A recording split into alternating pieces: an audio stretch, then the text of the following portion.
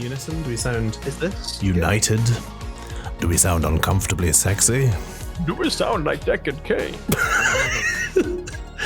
Alright, it's perfect. Alright, let me do an intro. Let me say hi. Hi, everyone. Welcome to the stream. Welcome. This isn't a stream. What is this? This is a podcast. Welcome to the Nice Friend Show, my broken art podcast. Tonight, I am joined by the immaculate senior character artist, ya boy, Danny Sweeney, creator of art and memes. Meme father. Meme daddy. How are you doing, daddy? How's things? Did you say how you're doing, daddy? Yeah. I'm well. Yeah, I'm doing well. I've been a bit sick this week actually because I got my vaccine. Oh shit. And it knocked me the hell out. It was a strange one. It was just I was fine on the weekend. Saturday was fine. Got my vaccine on Friday last week, and then it just hit me on Sunday night, Monday, Tuesday, out. So I basically I sat in bed most of this week just watching Avatar: The Last Airbender. I mean, Can't complain. Yeah, that sounds all right. It's really good, man. I've never watched that show. I'm pretty bad with anime. I've watched like barely anything like in that space. Dude, did you watch Samurai Jack at all? Yeah, I love Samurai Jack. Mako from Samurai Jack, the guy who voices Aku, voices one of the characters in Avatar. And yeah, he's like the I suppose the spiritual guide for one of the characters in Avatar. Welcome to the Avatar stream, by the way. We're just going to talk about that The Last Airbender all night. And I'm new to the fandom, but prepare for my fan art. But I don't know. I really liked it. I would check it out if you can. 61 episodes, 20 minutes a piece. I mean, that's pretty fair. That's like, I believe in you. Thanks, man. I could watch that. Yeah, the movie. Someone just said the movie. Yeah, Avatar the movie, definitely. The blue guys. Blue guys on the planet. I like that film. All right, look, I'm gonna say it. Okay, that's like, I don't believe in guilty pleasures. I just believe in pleasures. But yeah, that's my line. That's my chat up line.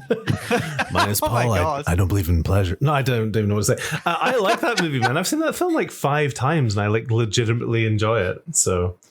I saw it once in the cinema, but it was way back when, though. It was like, God, I must have been, it was 2010, 2011, something? Yeah, 400 years ago at this point. God, I know. I think Scott Pilgrim came out the same year. That's such a good film as well. Dude, Scott Pilgrim I really like that movie. I really, really like that movie. It's fucking great. M. Night Shyamalan made the Avatar: The Last Airbender movie as well, and I've heard that's bad. I've heard that's really bad. Yeah. I haven't. There's people talking about it in chat now. Yeah, I remember hearing that it was terrible, but like the the animated show is meant to be fucking incredible. People are saying it's not an anime. I don't know what the line is here between anime and animation. You'd think I would know that. I'm not sure. I mean, like anime, I suppose. I don't know. Let's two men talk about whether or not something is anime or not. Go. Welcome to 2 men in their 30s on a podcast, which they've made. 2 white men in their 30s talking about Japanese animation. Yeah, this can only go badly. Well, actually, hang on. Why don't we backtrack for a second? Welcome to the show. This is usually an art podcast, but we kind of talk about whatever. For people who are new and haven't listened to this before or watched this before on twitch.tv/Paul Cameron, I should do the thing. It's basically an excuse to chat to artists that I admire, or friends, or creatives, I should say. Creatives I admire about the stuff that they do, but also about fucking whatever, including about anime, apparently. So anything goes on this thing. We'll chat for a while. It's fucking chill. One thing we should do, though, is why don't before we get off into the weed woods, why don't you tell us a wee bit about who you are, what you do, what's your story, how did you get into art, all the shit that you have to do if you were at like some awful university talk.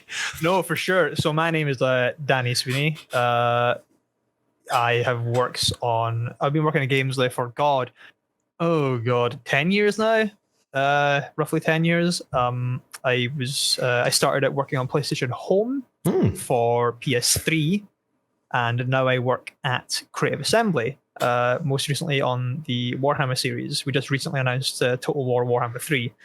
I'm a character artist at Creative Assembly, so I create characters and creatures for the games. And if you've seen my art, you'll probably notice that it's kind of a blend between like really bright, colorful, stylized work and then kind of really gritty, dark fantasy stuff. And then they're like two sides of the same artistic coin that I quite like to I kind of resonate with both styles quite well, and it's something I kind of want to continue doing as I go forward and kind of explore my artistic journey.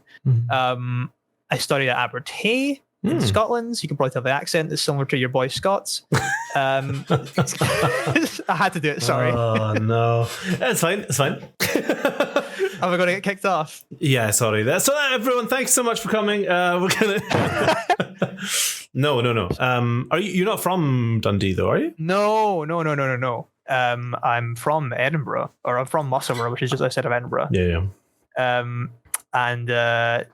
I grew up there, grew up in Musselburgh. I went to Dundee, then worked in Edinburgh. A stone throw away from you. I'm surprised. I was thinking, like, I'm surprised we never really encountered each other before, like a few years ago on Twitter, I guess. Because you actually followed me a long time ago on Twitter when I was like, it was like 2012, 2013. I think we met once or twice, maybe in Edinburgh. I think I was going out with someone at the time, I think, who maybe met up with you and your girlfriends. Oh God, it's a long time ago. Yeah. But I was a stone. So I worked at a company called VMe. My mic's a bit closer to my face now, but I'm trying to just move it closer because people are asking me to move it closer. Yeah, go nuts. I'll fix it in post. It's fine. Cool. So I was working at VMe, which was a stone's throw away from the company you were working at. Yeah. Called Blazing Griffin is where I was at that point. Blazing Griffin. Yeah. Blazing Griffin. Yeah. And then you went to Duncan and Jardison in Dundee, and I was at Abertay. Yeah, just along the road, basically. Like in the grand scheme of things, it's nuts. Yeah. He was a punk. She did ballet. That's basically the story, man. But I feel like we're both punks who did ballet. Yeah, I mean, I would 100% do ballet. Like I would when this fucking lockdown's over and I'm like out of here, I'm going to fucking do like. Can I swear here? Oh fucking yeah! Everyone asks. Okay, cool. Everyone always asks. I'm always like, I've sworn like 400 times so far, so it's fine. Yes, you can drink and swear. You can do whatever you want. Hell yeah! What are you drinking? Is it whiskey? Are you on the whiskey? It's whiskey. Yeah. It's a Compass Box Peat Monster. And it's very tasty. But God, my train of thought it escapes me. Yes, ballet. I will 100% do ballet or just like all sorts of just wild stuff. Yeah. Like I want to live life. I want to taste the colors of the rainbow. And just do things when lockdown's over, Well, yeah, that's fair. I feel like a few years ago I could have done ballet when I used to do yoga and like weightlifting and stuff, but like it's been a while, man. I've seen your squats. Yeah, old squats were pretty good. You're a strong dude. Look, it's just two strong dudes talking about anime. Just two strong dudes talking about anime and squats. What more could you ask for? This is basically the only Twitch stream that's required. You can get rid of the rest. They're not, and we're going to play WoW later as well, so you can just get rid of the rest of it. Yeah, it's all good. Fucking right. Every time we kill a mob, you have to do a squat. It's like the classic like. Wanker workout. It's the dream. Christ, yeah, I can squat hogger. Yeah. Squat hogger sounds like a thing. But yeah, you were at you were at Duncan of Jardison a little bit before I was in Dundee, because you actually went to when did you graduate? I graduated 2007. 2007, yeah, okay, sure. Yeah, so that was when I started. Yeah, that makes sense. Yeah. Yes. So yeah, like I mean, but two boys from Scotland just working in games and games adjacent jobs now, I suppose. Yeah, pretty much. It's good to see, man. Like I'm glad, like, because there doesn't seem to be that much of an industry in Scotland anymore for games. Yeah. It seems to be on the rise now that they've opened up a new Rockstar studio in Dundee. Yeah. But that's something that always kind of upset me in those years, because I mean, Real Time World's shut down. Yeah. Well, it's interesting because it felt like for a while Scotland was like the place to be. Like I remember 10 years ago you had Scotland and like Canada. Everyone wanted to go to Vancouver, Toronto. Everyone wanted to be in Seattle, or everyone wanted to be in sort of Scotland, because we had Real Time, we had obviously Rockstar, and like a ton of big indies at the time as well. But like, yeah, they kind of all fucked off. Now, but yeah, you're right. Now stuff's starting to build up. The ex Rockstar folk have got their studio. I've forgotten what it's called, but like they've been recruiting a lot in Edinburgh. Bill the Rocket Boy. I think it's Leslie from Rockstar. Yeah, Leslie's. Yeah. The Bens. The Bens. The Bens. Yeah.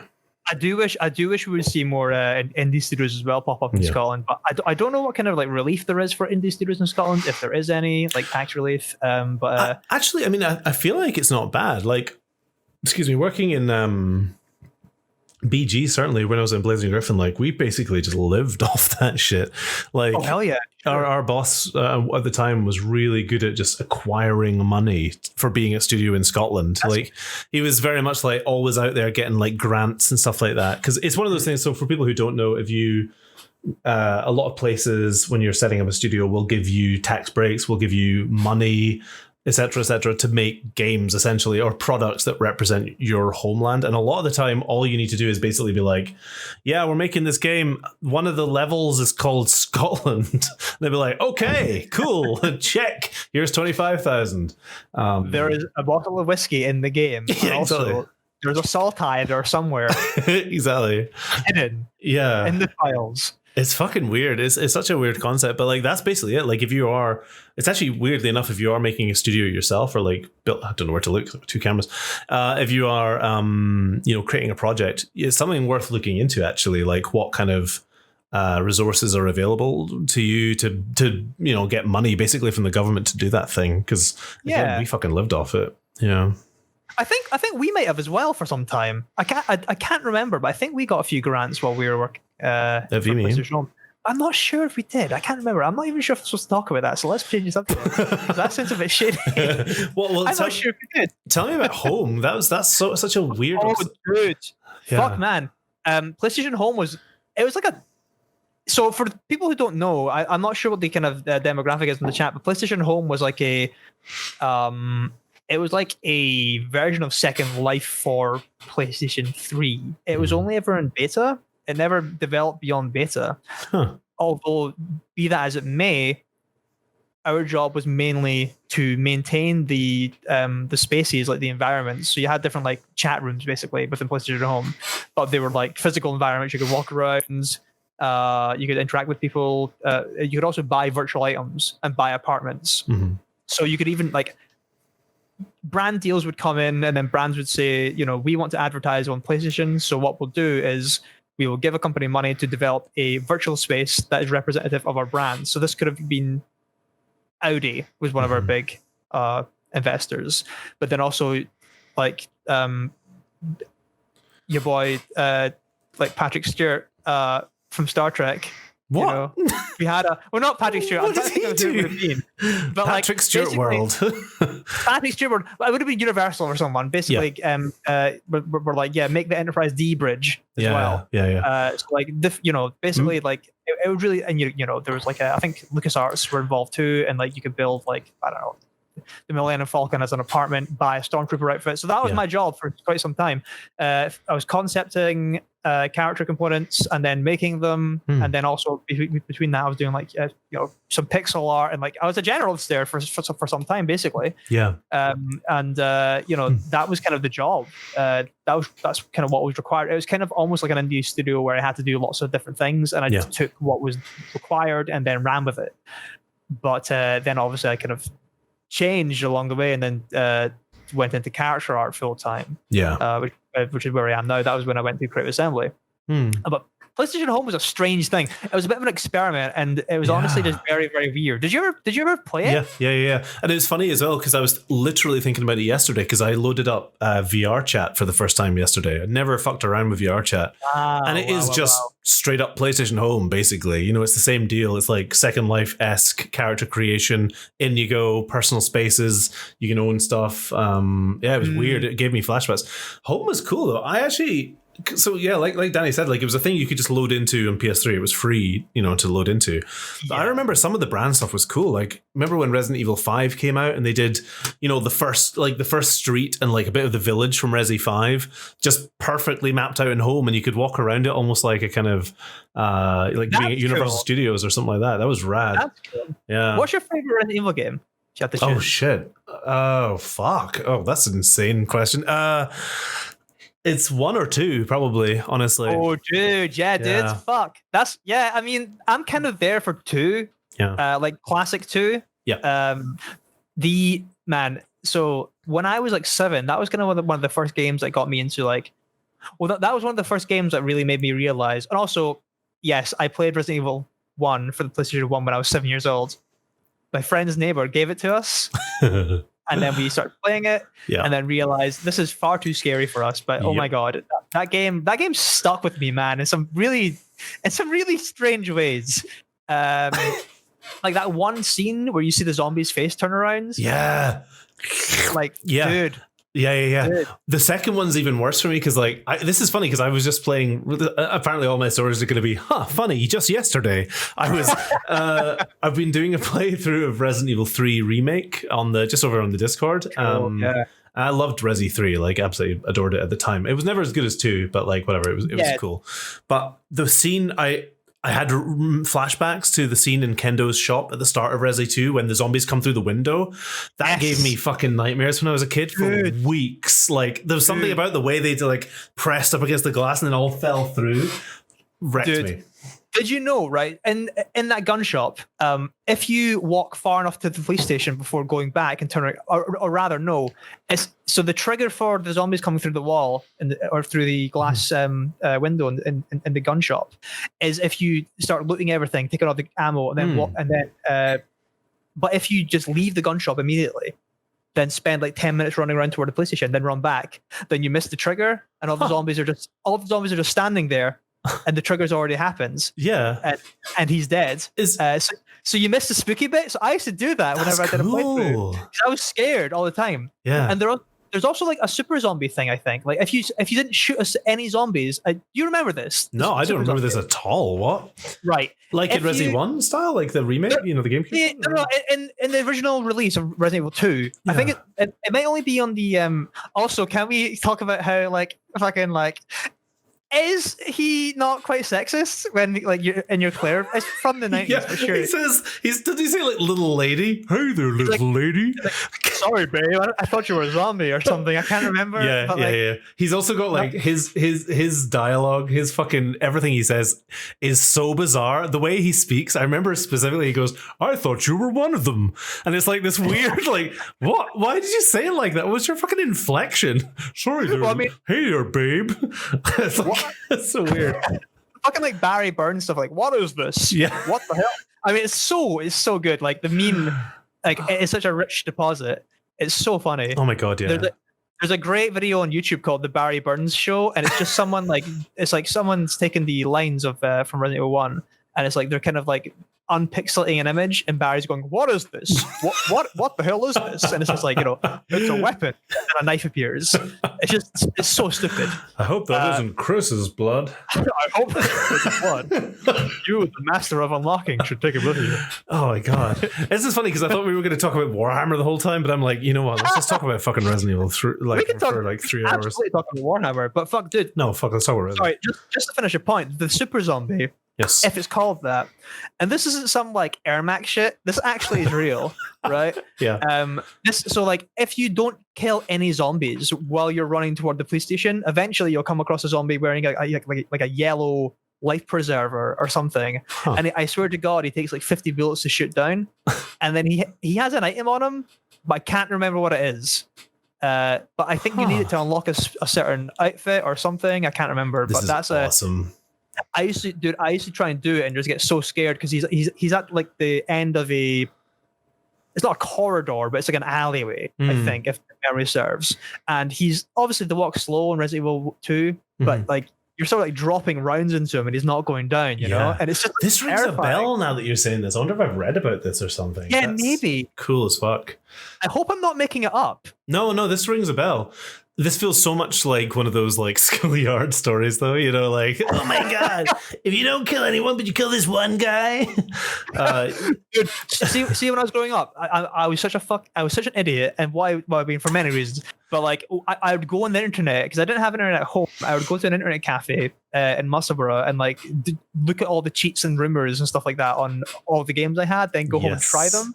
So like, I found cheats. It was like Ocarina of Time, how to get the Triforce. You go to the bottom of the well and play Zelda's Lullaby 100 times in a row, turn around, run up, then go forward, and like, you know, these long form steps.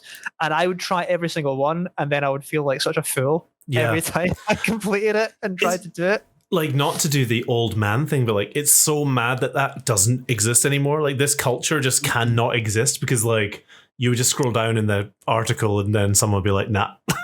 Like, it's so interesting. Like that whole, for anyone who's under the age of, I don't fucking know, 20. I don't know how old people are. I don't even remember how old I am most of the time. But like, for people now, like playing games, like it was different then. Cause again, this probably sounds alien as fuck, but like there was the internet, obviously, but like we didn't have the same kind of resources. Like you were still getting tips in magazines. You were still reading like old forums. And some of them were hoaxes as well in the magazine. Yeah. So I remember seeing one for Mew 3 for Pokemon, and I was like, oh, how do I get it? I need to have it. Yeah. You know, and they're, oh man. That's so good. That's not a smart so good. No, I mean, none of us were. It's fine. We grew up in Scotland. The water is probably full of lead or some shit. I don't know. Truly. I mean, honestly, like that and haggis and awful, you know? Serious. We said this at the start, by the way. Like, it's such a pleasure hearing a Scottish voice. Yeah, man. Like, honestly. Oh my God. It's like, I think, you know, by the end of it, like, we will just we'll sound more Scottish just for having talked to each other, you know? It'll take me a cabby voice will be enabled. All right, pal, how's it going? Had your wish to lick the lens. Holy shit. We should do a thing at the end. People should ask for, I want Danny's to just read out a bunch of Scottish words. I think that's something we should do at the end. I do that with Lindsay now and again. I just kind of like read like Scottish words as best I can. Yes. It's very fun. That's incredible. All right. So, well, how far did we get? We got to, you were at VME for a while, and then you went to Creative. How long have you been at Creative for? I'm great at digressing. Just, you know, great at, oh no, that's the whole point of this. 7 years now in March. Wow. Dude, it's been a while. It's been a while there. But I think you know, probably looking for other things once Warhammer is Warhammer 3 is all polished and stuff, you know? Yeah, sure. That's awesome though. And one thing that might be cool to talk about actually would be, so you talked a little bit earlier about you were doing concept and then sculpting or then 3D work back at VME. Do you still do concept at all, or are you just purely focused? Well, not really, but it's something I do want to focus on more. I mean, I was messaging you like the other year, being like, "Hey, can you give me the other year?" Oh my God, I just turned to ash. Jesus, that's the end now. Yes, remember lockdown? Was that pre-lockdown or was that? That was about 6 months before lockdown. Yeah, that makes sense. It was like September 2019 or so. 1,000 years ago now. Jesus God, I know, right? But yeah, like, so I really enjoy drawing, and like I've definitely craftsmanship, but like right now I do you know, I am still kind of just slipping back into it. I'm very rigid. There's some exercises I feel I could do to be more fluid. And you know, I want to find a joy in drawing again, as opposed to just doing studies all the time as well. It's something I do want to get better at, because I would love to just kind of be a bit more freer in my art, a bit looser. Because that's something that I found with my 3D as well. I mean, you can probably tell just based on looking at my work, is that like I started it so rigid and focusing only on human anatomy, focusing on realism, and focusing on the technical execution, because that to me was a sign of success. But now I'm just so much happier just working with fluid form and like thinking about like shape language and making interesting, vibrant characters, as opposed to focusing on the minutia of, you know, realism, I suppose. I suppose as well, also like when you're working with GW or clients like that, like you're working to spec, right? Like you're a lot of the like I'm imagining you don't have a ton of freedom when you're designing those characters. So it depends sometimes actually. So sometimes yes, but sometimes no. We do. So something I'm really proud of is that there are some characters for Warhammer 3 that I had a lot of say in how they were designed for 3D, because they're and so I'm really excited for that, for them to kind of for people to see what they are. But even going back on Warhammer 2, there's a bunch of characters like on Warhammer 2, for example, the Greyseer, where I kind of put a lot of myself into that. Like there's a variant of the Greyseer which is just a Monty Python reference. It's just Tim from Yes. Holy Grail, with the the curly horns. That was just me having fun one day. I was like, I want to put Tim in Warhammer. So that's amazing. I do get a lot of freedom on Warhammer. It's something I've had a lot of fun with, because I've been able to kind of just like flex my design muscles and kind of add a bit of my own personality to the game, and that's something I'll be forever thankful for. Yeah. But there are times where obviously the brand matters. Yeah. And that's something I'm sure you're aware of as well. Where you kind of just have to respect the IP, and you have to make sure that you're kind of following things to a T sometimes. I definitely had a mixed relationship with Warhammer in general, because I grew up on Warhammer, and I think my kind of all of my favorite art from Warhammer is like, around second edition. That's that sort of like 10 years into when I got into that game, and like, Adrian Smith stuff and all that kind of like really expressive. And then like, I still work with Warhammer with Black Library and stuff, but like definitely the culture has shifted slightly towards like we're representing the minis. Back then, most of those things didn't have minis. It was like, here's an illustration of a Chaos Space Marine, and like it will conform loosely to the idea of what that could be, but like the scope for that was vast, because like it was just artists interpreting that any way they wanted. Whereas nowadays, certainly for Black Library, it's much more like, your commission is a Chaos Space Marine. Here is the model that you're going to be, illustrating essentially, which makes a lot of sense for the game. But for me, it's a little bit less. It was less creative control than I liked, which is why I've kind of been doing less and less with them recently. It's not because I don't love working with them. It's just that when I paint a Space Marine, I want to paint like a grotesque Space Marine, and that's not really the image anymore. Yeah, I mean that's the thing. That's kind of the thing. There's a lot of technical challenges in translating the Games Workshop style to a video game, because readability matters for Total War. Because you have maybe 1,000 to 10,000 units on screen at any one time if you zoomed it all the way out. Yeah. So like you really need to consider the what are your primary reads and why do they matter. Yeah. So it's always just thinking about the silhouette and color balance of the faction, and also visual cohesion within the faction when you have 15 different character artists working on different characters for the faction. So you have to have like, as strong style guides, make sure that everyone's on the same page with stuff, but also making sure we're maintaining cohesion throughout the game. And that's difficult because the game, Warhammer 1 came out when? 2015? 2016? Sure, yeah. So like that. So like with Warhammer 3, I'm not sure when Warhammer 3 is, but like that was some time ago. Yeah. That was some time ago.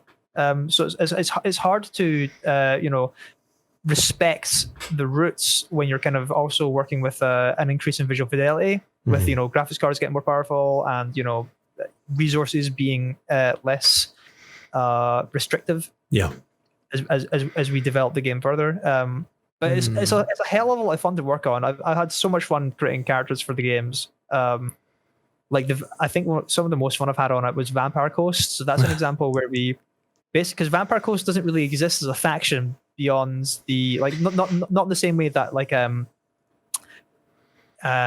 Tomb Kings or Empire do. Like there's not minis you can buy, right? So we had to really the designers, for example, had to dive deep, no pun intended, into the lore for the Vampire Coast. And the Vampire Coast are these vampire pirates, if you're not aware. No, I was going to say, I was actually curious what they were, because I've never heard of them before. So they're vampire pirates. So I made the Depth Guard and the animated Hulks for them. So they're the kind of like the gold skull warriors on my portfolio, and then the guys with the cannon in their chest or the fish Oh in yeah, their I chest. saw those. Yeah, those were cool. Yeah, so like basically it's like we had a lot of freedom within the studio to kind of do that. So to create those guys. So that was a lot of fun. The animated Hulks were actually based on fluff that was written by Games Workshop, but then we kind of took it, then we made a concept, and then as an example, the animated Hulks that I made basically look almost nothing like the concept that I did. The concept that my lead did. Because we were like, hey, would it be cooler if this happened? And would it be cooler if this instead? And so like basically it was this amalgamous project of us kind of just figuring it out as we went. Yeah. And we were really happy with how it all came out. Like there were so many cool things for that faction. Like we have a cannon called, I think it's like Big Bess or Queen Bess. It's a cannon the size of like a dragon. Nice. Oh my god. So, yeah, it's great. And there's another there's like a ship called the Necrofex Colossus, which is basically it's a necromantic construct of bodies sewn to a ship's hull. So it's basically like so I made the proxy for that, for example, and then I was like, in the fluff it says it has a gun for an arm, and then I was like, would it be cool if it was like 4 cannons and it rotated like a single action army? Yeah. So then because we had added, we're like, yeah, let's do that because it sounds cool. So then we just did that, and then that's why awesome. it is. So yeah, that was just an idea that I'm pretty sure that was me. I could be lying, but I'm pretty sure that was my idea. So you have me to thank for that. Well, I made the proxies for it, so maybe I'm pretty sure that was my idea. Do you want to? What's the normal process for creating a unit for that game? Like, how does that kind of generally work for people who might not know anything about the sort of 3D workflow pipeline, I guess? Sure. So the normal process is you bash your head on the desk until it's the normal process is usually we get a roster from design. Mm-hmm. Design say, hey, we're making this faction, we want these units, and then we will say, okay, cool, and then we will look at the units. So it could be like a spearman, then it's like a creature, and then like a war machine, and then we'll say, okay, can we fit this humanoid unit onto any skeleton that already exists? If we can, we will try to do so because it saves memory and runtime in the game. Yeah. The same is for creatures, and the same is for war machines as well. If we can't, then we'll have to create a brand new skeleton. In which case, if we're creating a brand new skeleton, we'll create a proxy. So a proxy is a gray box mesh. So basically, me or someone else will sculpt just a character, and then retopologize it, and then give it off to rigging, and rigging will basically create a skeleton for it, and then from there it may be left for like 5 to 6 months. We'll leave it be, because we'll have other things to do. We'll have other characters develop, and then eventually, when the concept artist then creates a concept for it after making thumbnails, of course, they will come back, and then we will ratify things and say, okay, does this work? Does that work? Blah blah blah blah blah. And then from there, we will then create a spreadsheet with what we want, like how many weapons, how many different variations, and then we will develop the character. So then that will be given to someone on the team, and from there, the character is essentially going to be like tasked from anywhere between like 20 days to 50 days, depending on what kind of character it is. It can take some time, like. So some characters take a time, and then that's basically us sculpting it in ZBrush. So we will use the skeleton created by the riggers as a base, as well as the proxy mesh. And you can't really change the character you're sculpting beyond the extremities within the proxy that we create. Essentially, what that means is like if you have like an arm which is like this. You can't then sculpt it like that. You have to match the skeleton, Yeah. Pretty basic stuff. And then from there, we want to create variations of the character. So like each character is going to have maybe 3 different heads, 3 different bodies, 3 different legs. And that's how because in Total War, when you have a unit, it's a unit of 100 characters at once. So say, for example, if I make Empire Spearmen are going to basically, if you place them in the game, there'll be like 100 spearmen in a block like that. so in order for it to look natural, in order for there to be natural variation, not every character can look the same within that unit. So you have to have different hats, different heads, different eyes, yada yada yada. Just everything's all mixed up. So once the sculpt is done, we will then retopologize it. You can use any soft font, usually 3ds Max to retopo. We texture and substance painter now. We were using Photoshop way back when, and the Quixel suites. Oh yeah. Yeah, dude, that was joyous. Thank goodness we've switched to Substance now. Honestly. Oh really? I've never used that stuff, so I'm kind of out of the loop with that shit. It's great. Awesome. It's really good. You know what? I've been talking to some artists who are a little greener to the industry these days, and some of them are just don't know how to use Photoshop now. Yeah, really? Which is fucking hell. Yeah, well, I'm not surprised because the workflow's just changed. It's not necessary anymore, right? Yeah. So like, it's one of those things where it's like, I am happy for you that you haven't had to texture in Photoshop, because it's really difficult to effectively create good textures within Photoshop. But also, Photoshop's fantastic. I would recommend it to everyone. I mean, it's not fantastic, but like, it's good to know, right? Like, you want to learn how to how different blending modes work, how different layer effects work and such. And I think some people kind of miss out on that. It's definitely one of those industry standards, right? Like, it's worth learning, but it's awesome if you can move away from it, because it's fucking clunky these days. Like, it's clunky, and I don't like Adobe's. I can tell you a secret. I'm not too fond of Adobe's whole monopoly in the situation either. Yeah. No. A lot of people, I think, are coming to that conclusion. And also in the world where like we've got more and more competition now for Adobe, and it's like there's more options. It's like, do I need to use After Effects really? Do I really need Premiere? Like, do I need Photoshop? There's so many other options out there. Dude. Yeah. Fucking Procreate. I love Procreate for drawing. Procreate's awesome. Yeah. I honestly, it's the only thing I use for drawing now on my iPad. Like, oh my god! Sorry, just to finish that point about the game before I digress again. So once we have, we'll retopologize texture and substance, and then we'll set it up for the game. So then we'll have like 3 different heads, 3 different bodies, 3 different legs, and then they'll draw from different texture sheets, and then we will hand it off to the skinning department and the technical animators, and then they will skin that for the game. So that's kind of the overall workflow. Yeah, kinda. But sorry, let's talk about Procreate and how good that is. All right. So at this moment in the proceedings, I had to quickly run away and grab something. And while I was away, Danny took a moment to tell us a lovely story. So I'm just going to include that here. Enjoy. I can tell you a story if you can hear me. Oh hell yeah! Okay, you can hear me. Great. Okay, so when I was oh god, see, people ask me this all the time. Tell me a story, and like I can never think of a story on time. Oh god, I feel the pressure now. Story time. When I was in primary school, I used to think I had an allergy to chalk because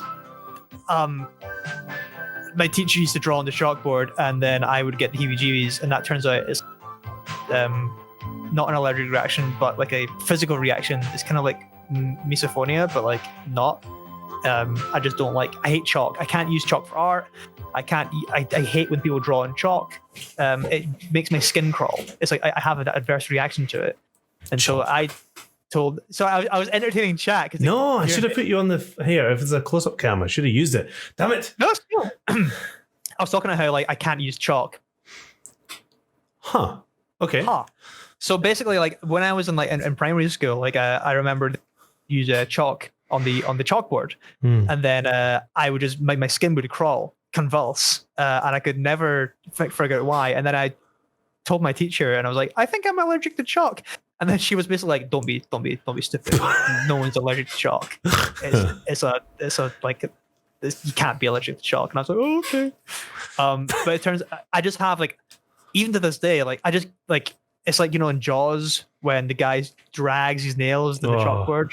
Oh, that's what I get when someone just with just normal chalk on the pavement. I can't. I just it's wild. But that was the story for chat. Sorry, I couldn't think of anything a little more funny. That is incredible. Welcome to my childhood. So Procreate then allows you to use chalk. How's that segue? Is that a good segue? That's a very good segue, sir. I will give you a shiny dime. Okay. That was a very good. Procreate is great. I honestly love Procreate, and it's one of those things like I cannot wait until I can just go to a coffee shop, get a croissant, a nice little coffee. Je m'appelle. I need to learn French. Get a croissant, get a coffee, and just draw. Oh yeah, I know. Like I want someone to walk past, spill the drink on me, and then I'll be like, "Why did you do that?" And they'll be like, "Sorry, I'm very sorry. Please let me get you a coffee to say sorry." I want physical interactions. You just want to touch humans. You just want any excuse. Yeah. Please, God, spill a drink on me. Please, sir, spill a drink on me, sir. But no, but you know what I mean. I missed that. I used to do that every Saturday when I was when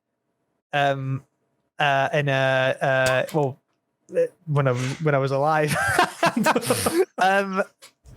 I really miss just doing that. But yeah, like Procreate's fantastic. I love drawing on it, and it's one of those things that I just use all whenever I draw, I'm always drawing it on my iPad and Procreate. I've got the first gen iPad Pro. Okay. So I've got a little boy who plugs into the butt of it, and I've got the Apple Pen that plugs into the power socket. The one that just sticks out at a mad angle like that. And whenever I walk past, I'm like, I could. It's like the Call of the Void, where I'm like, I could just karate chop that, and then that would just like snap. Just end someone's day. Just walk past a military and karate chop their iPad pencil. I miss that too, though. And also, like, have you seen there's really good sculpting on the iPad now? Yeah, so my buddy, yeah. So I don't know if you know who Matt Keane is. He's a great character artist. He's at Certain Affinity now, but he used to work at Firaxis. You might follow him on Twitter, but he is the no band boy. Oh, he's fantastic. He's a really great guy. A lot of love for him.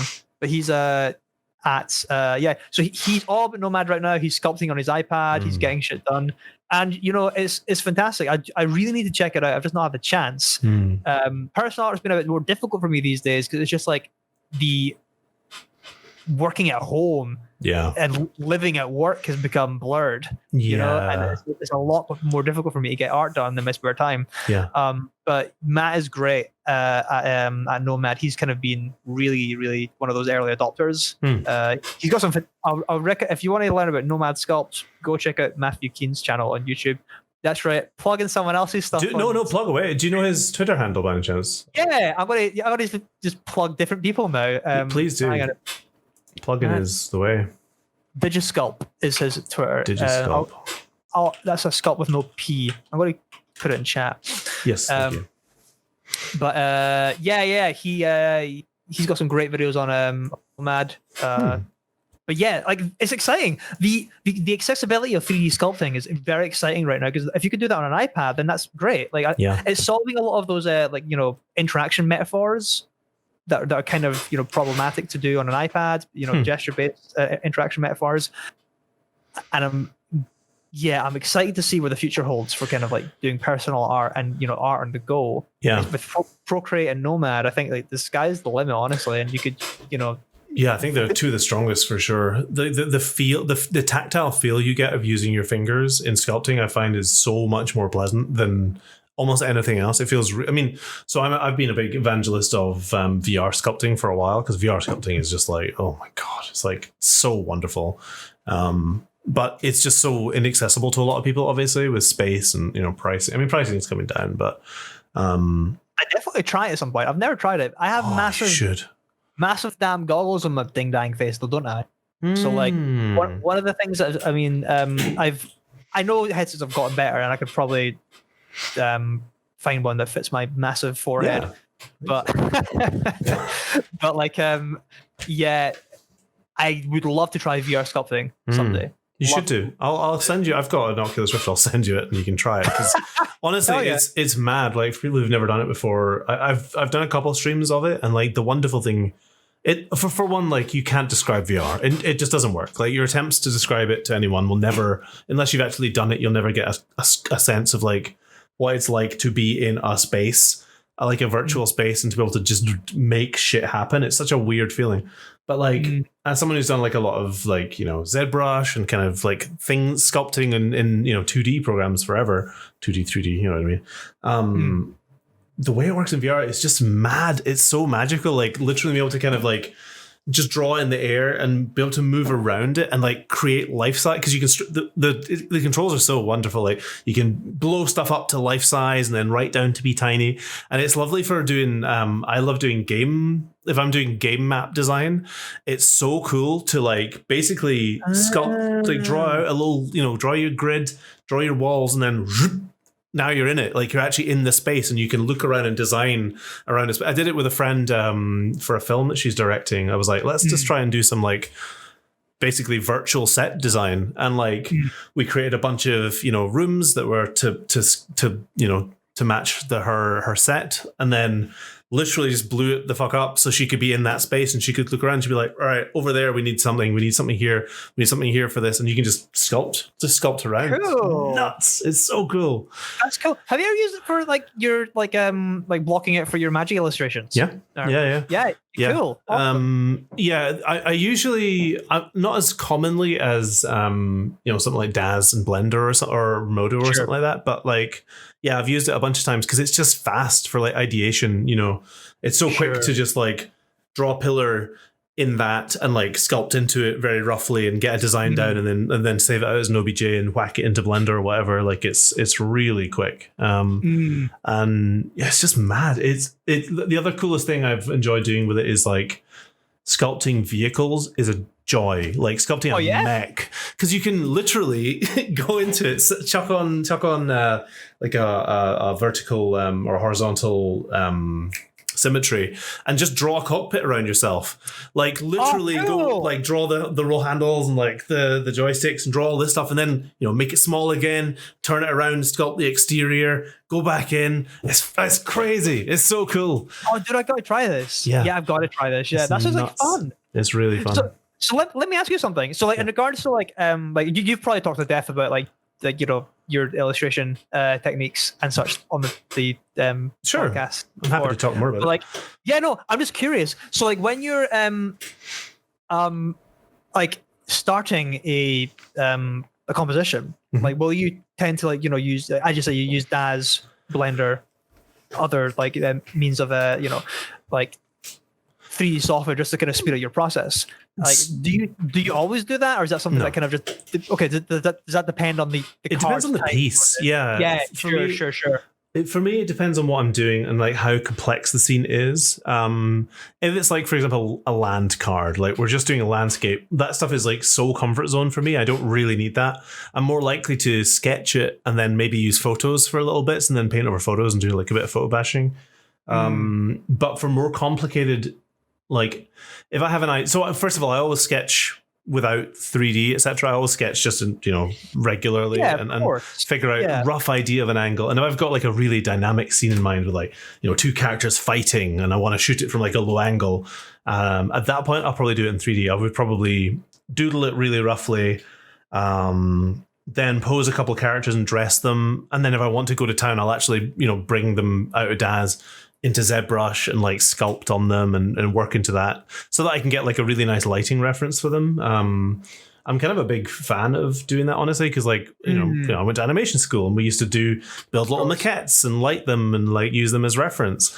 Dude. And it's just that, like if you watch James Gurney's stuff, like he's always building little maquettes of dinosaurs and painting them and like putting them in water. Wild. It's so cool. And like I think that's wonderful to do, but nowadays, like, fucking, why not just do it in Blender and Daz and like use ray trace lighting? You'll get good enough results, Like honestly, man, like I mean, like the tools have changed the game, and like that's this is kind of the things. Like, I do think, I mean, this is always a thing. Even when I was in university, like people used to always not like the idea of using reference because, like, oh, it's cheating. It's like, so mad. That's not how that works, man. Nah, like that's crazy. It's crazy. Like, I mean, yeah, I mean, there's something to be said about affirming something to memory. Yes, that's a different thing altogether. But like it's one of those things, I suppose, that you kind of have to learn as you kind of grow within the artistic spaces that you occupy. Is like you use every tool you've got. Yeah, and stop thinking about it as cheating, because it's not. Artists have done this shit forever. Literally, artists have done this throughout history. Like, when we look at these master painters and we're like, wow, how is that landscape so good? It's like, because they were there. Like, wow, why are these people so beautifully painted? Because they're models. They paid for them to be there. They paid to build. They didn't do any of this from imagination. People forget that this shit, they didn't do anything from imagination. And yet now artists are like, but we have to do everything from imagination. It's like, fucking why? It doesn't make any sense. You don't have one.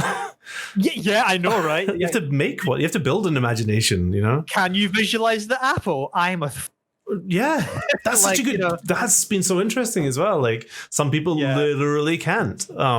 It's fascinating, and it doesn't speak any like volume about like whether or not they are accomplished artists or not. Some people just literally do not have the faculties to like either visualize something or not. Like, and it's like, it doesn't mean anything. Like, I think it's kind of like, it's very inspiring in a way that, like, I think, like, we can kind of do away with the notion that like people are gifted, and rather people just work to get to where they want to be.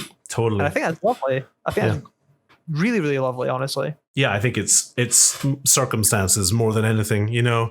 I think anyone can become a great artist if they put time in or are offered the opportunity to do so. And I think that's when it gets difficult. It's like when some people certainly don't have the, I always talk about like the advantages I've had. I went to a great school. I went to a really good art school as well after that. And like, I had a lot of opportunities because of that.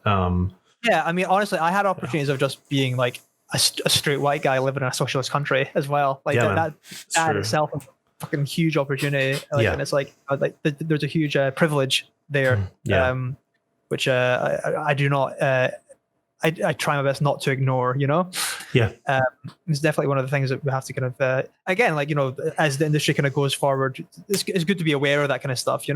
Yeah, as best you can. But yeah, like so, like when are you going to make me a planeswalker? Is the thing. Oh my god, dude, I so would. If I get to do, well, this is the stupid thing. I'm taking a break from Magic right now. I'm taking a break from all of my clients right now to focus on this, like on my Twitch and on my Patreon and stuff like that. So I could just make you a Planeswalker anytime now. We could just hell yeah, freaking. Oh my god, who would we make you? Who would you want to be? Who do you? Oh man, I would love to. I would definitely be like a black planeswalker, like the swamp planeswalker, black deck. Yeah. Get that goth shit, Oh my god, I'm literally writing this down because that'd be so much fun. Oh my god, dude! If you did, I'd fucking kiss you. That would be. I mean, this sounds fucking great. Okay, deal. I used to do that. Like, this is for planeswalkers. That's my new venture. That was like my joke on your timeline, like maybe 2 years ago or so. I would be like, you would be posting art, and I was like, yeah, it's cool, man. When are you going to make me a planeswalker? I'm not sure if you remember that. Yes, I do. But yeah, that was like just like my little thing I did. But yeah, if you did, that would be like, oh my god. Let's fucking do it. Let's actually fucking do this. Okay, this is going in the notes. Sorry, everyone. You've just come to like just a general conversation now. Like that would be so much fun. Okay, we'll do that for sure. Because hell yeah, that's the magic of doing freelance. Like that's the thing I've been enjoying the most. I've been freelancing for fucking years, but like that's the magic thing. But like now that I'm focusing on trying to do more personal work and stuff like that, like finally being free of the shackles. Do you think you would ever go full-time freelance? Oh man, so that's the dream. Honestly, I will be honest with you. Like working from home has been difficult. It's been very, very hard for me to kind of like work from home for the past year, and it's something that's been a challenge for me. However, that being said, this is kind of why I've been like, man, art is strange. Okay, so like first of all, like, not to digress, but like the realization for me about what makes me happy in terms of like, or not happy, but accomplished in my art is realizing that like I don't enjoy realism, and I don't enjoy the nitty-gritty as much as I do. Like I enjoy things with style and grace and creating content that is less visionary but more just engaging. Mhm. You know, and that is kind of why I enjoy doing the stylized stuff, and it's why I enjoy Warhammer so much. Hmm. And it's one of those things where it's like, okay, well, what is it that I enjoy doing? And it's, I love characters. I've always been like just such a, I used to draw Sonic the Hedgehog when I was a child, all the time. Staple like, I would staple books and then make Sonic the Hedgehog comics This is so when I was good. a kid. And so like, I would love to get to the point where like my illustration and my draftsmanship is as strong as my 3D. Yeah. And so this is kind of the focus for me in my spare time going forward, really. As I want to become a better draftsman. Yeah. Or draft person. And I would love at that point to go more indie and freelance. Jonah is a great example. Jonah's an inspiration, man. Jonah Loeb, like he made Alduin for Skyrim. He made the Super Mutants for Fallout The giant. 3 and 4. Giant. Yeah. Totally. Honestly, man, the guy's he's such a good egg as well, right? And it's like, and now you look at his illustration and his grasp of fundamentals is so strong. Yeah. Yeah. And it's yeah, like what the guy's just flying. That's a interesting one, actually. I'm just going to link Jonah's work in the chat. Yeah, because a lot of people talk about like whether you think it's better to start as a 2D artist and then become a 3D artist or vice versa. I mean, I don't think there's any answer for that really, because like everyone's going to be different. But like, do you find? I mean, you did both, so I guess you kind of fitted into that category naturally. You kind of flip between them. Kind of. I mean, the interesting thing is as well, right? In my 4th year at university, we do 4 years at Abertay. Did you do 4 years at Duncan? Yeah, but you do one's like foundational, right? Like year 1 is foundational, and then there's 3 years of HNC, HND, and whatever the honors bullshit is. Yeah. Yeah. I don't understand this stuff. Yeah, dude. What did you get? Did you get a first? Oh, fuck no. I got like a 2-2, whatever that means. A 2. Yeah, so you got first, second. I got like the lower half of the second. Yeah, so it's basically like A, B, C, D, I think. Yeah, that would make sense. What? C? I got first. Did you? Holy shit! You fucking rocked it. Well, no, I just fucking I basically no. I think I don't know. I overworked that year to the point where I was like my art was not particularly strong, right? Like it was all right. Like I can link something like but the thing is, for that year I did mostly illustrations. Huh. What was your course? I didn't even ask. What? Computer arts. Right. Okay. But like it was basically like I just basically did illustrations, and I did it was really fun actually, because my dissertation was on character design, specifically about designing villains, and how Jungian psychology would affect, or whether or not Jungian psychology would affect the visual design of a character. And so there's a lot of looking at tarot cards for archetypes and such. That's cool. And looking at stuff. And it was interesting. And I mean, the abstracts and the thesis was basically like, who's to say? Who knows whether or not? But it kind of was a body of work in of itself that was like an exploration. So I don't know if that really mattered, whether or not there was a conclusion or not. Do you still have it? You know what? I looked for it because I was at Abertay a few years ago, but I couldn't find it. It's there. I know it's there. Yeah. But I couldn't find it. But it was fun. But God, anyway, going back to the point, it's like Billy Connolly over here. Like, sorry, no, I'm not helping because I'm just like, no, dude, it's great. But in terms of like what I would love to get to the point, much in the same way as Jonah is, where I can just like, where I can wear many hats. Yeah. That's that's 100% the direction I want to go in the future. For the next 5 years, I do want to work on a bigger project, which I think it looks like it's happening. But going forward from there, I would love to go freelance. Work from home, have a little home office, and then just do illustration and maybe some level 5 sculpts or something. Who knows? Like that would be fun. Cool. Yeah, that's right. Yeah, man. Yeah, like Adam sorry. No, I was just gonna say Adam Fisher, one of the guys on the team, does a bunch of sculpts for level 5. That stuff's rad. It's amazing. Yeah, dude. Yeah. Yeah, man. Yeah. The freelance thing is weird.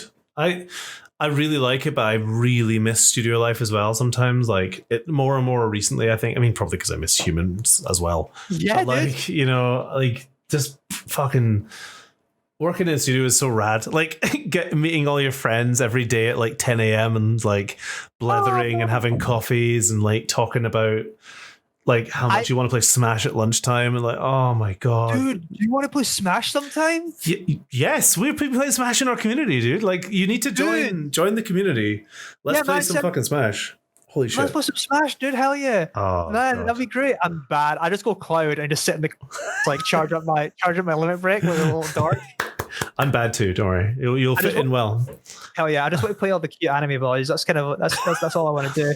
Honestly, you can play Sephiroth now. Yeah, Sephiroth. Yeah. We got Sephiroth. We got 400 versions of Marth. Like, hell yeah, we got all the Marths you could ever need. Marth, Marthina, Marth. We've been playing a lot of fucking Smash, but like that stuff I miss so much about studio life. Just like. And to be fair, that's kind of the thing that's been going on with my community recently, like trying to essentially build that, but like on Discord, I guess, until Microsoft comes and fucks it. Oh god, yeah, that's happening, huh? Yeah, I can't wait for it to become Skype. That's the dream, or Teams, or whatever they use. I was saying this the other week, but like, you remember MSN Messenger? Mm-hmm. Right. Only too well. Imagine how successful MSN Messenger would be today in terms of like just what it is. Like, you know, it was purely just for sending text messages. Like if that evolved into say like an app for the phone, Facebook Messenger probably wouldn't exist now. WhatsApp probably wouldn't exist. Yeah. Like it was a light messaging piece. It was just light messaging software. That's all it was. Yeah, it was awesome. So it was great. People in chat who don't know what that is, which someone kicked Teeny Gremlin out because he's too young for this conversation. Yeah, MSN was rad. I mean, again, like my whole goddamn UI in this stupid show thing is all just like Windows 98. Dude. Give me all of that. So give me Winamp. Give me my Winamp. Give me my MSN Messenger. I want to play Diablo 2 and not talk to anyone. Like, do you think we could? Oh man, I kind of want to play Diablo 2 and Red Alert 2. Yes. Oh my god. Well, the remaster's coming out though. The D2 remaster looks amazing. Isn't it? Actually, I was going to say that. Yeah. That's interesting that you were really good at university because I was terrible because I was at uni from 2003 till 2007 and World of Warcraft came out in 2004. So your boy lost a lot of time to that video game. Dude, that fucked me. I still remember my first Warcraft character, called him Iron Viper. He was a human rogue, the cringiest name on the planet. Holy shit, that's so good. Iron Viper is amazing. Iron Viper is terrible. What age was I? When did Warcraft come out? It would have been 14, 15? 2004, right?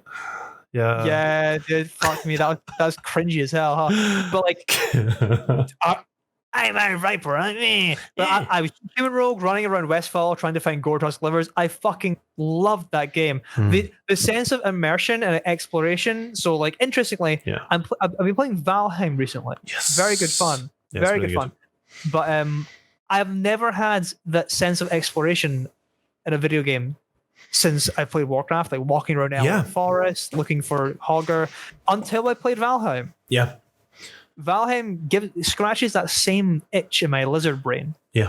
Where like I want to find safety and I want to look after my friends and like we're kind of adventuring together, you know, exploring a world.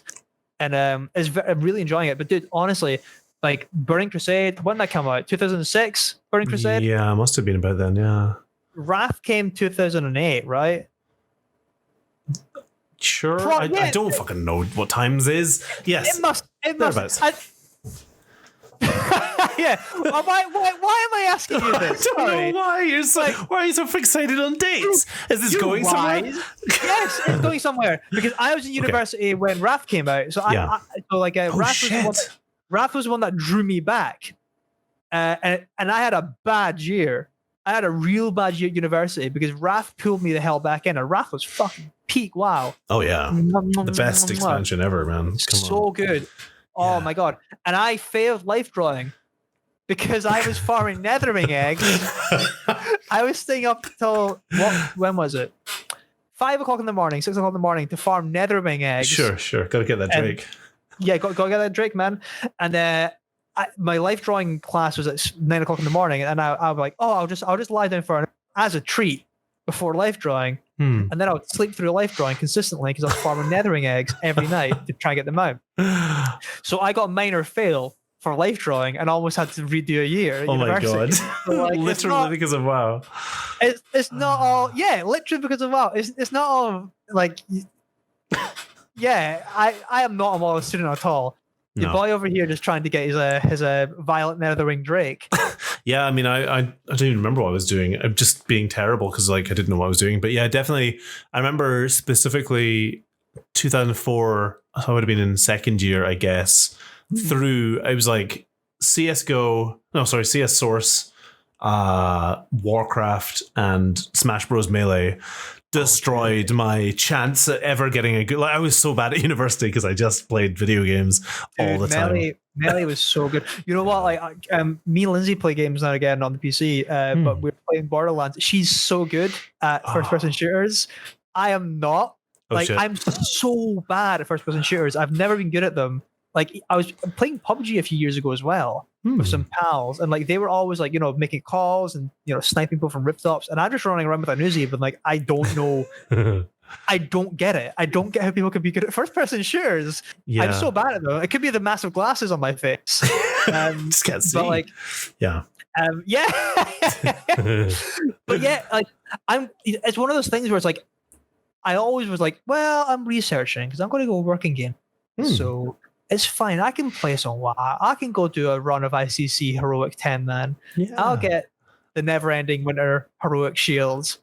This is all just coming back to me now. All these terms and names, because these are things I actually did. Oh yeah. They're buried away there. I mean, you're talking to the guy who once again spent 6 months of his life trying to farm the Time Lost Proto Drake. Dude, I cannot believe you got the thing. I had a mod in university that did a Ragnaros shout out. Yeah.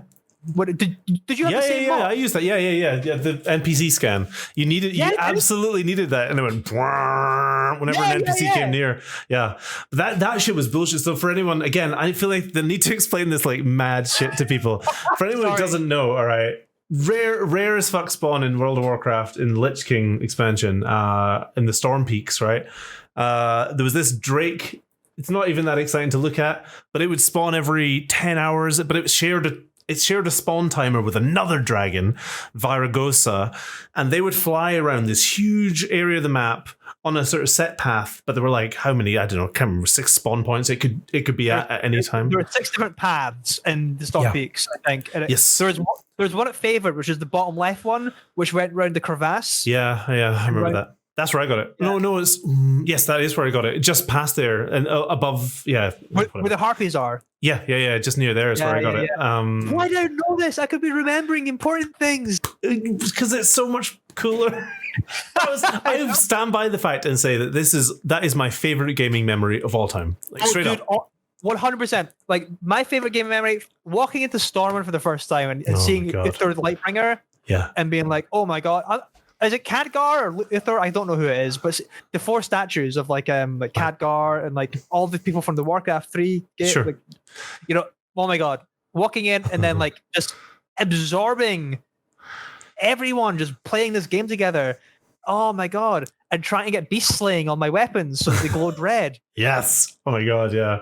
Fucking yeah. Oh, you can especially that was such a weird game as well because like you had the prehistory of it as well because like obviously if you played Warcraft 3, like I started on Warcraft 2, I remember was like my first strategy game that I was obsessed with, and like having that like build up, it's almost like because they looked so shit it's almost like reading the books before you go see the film.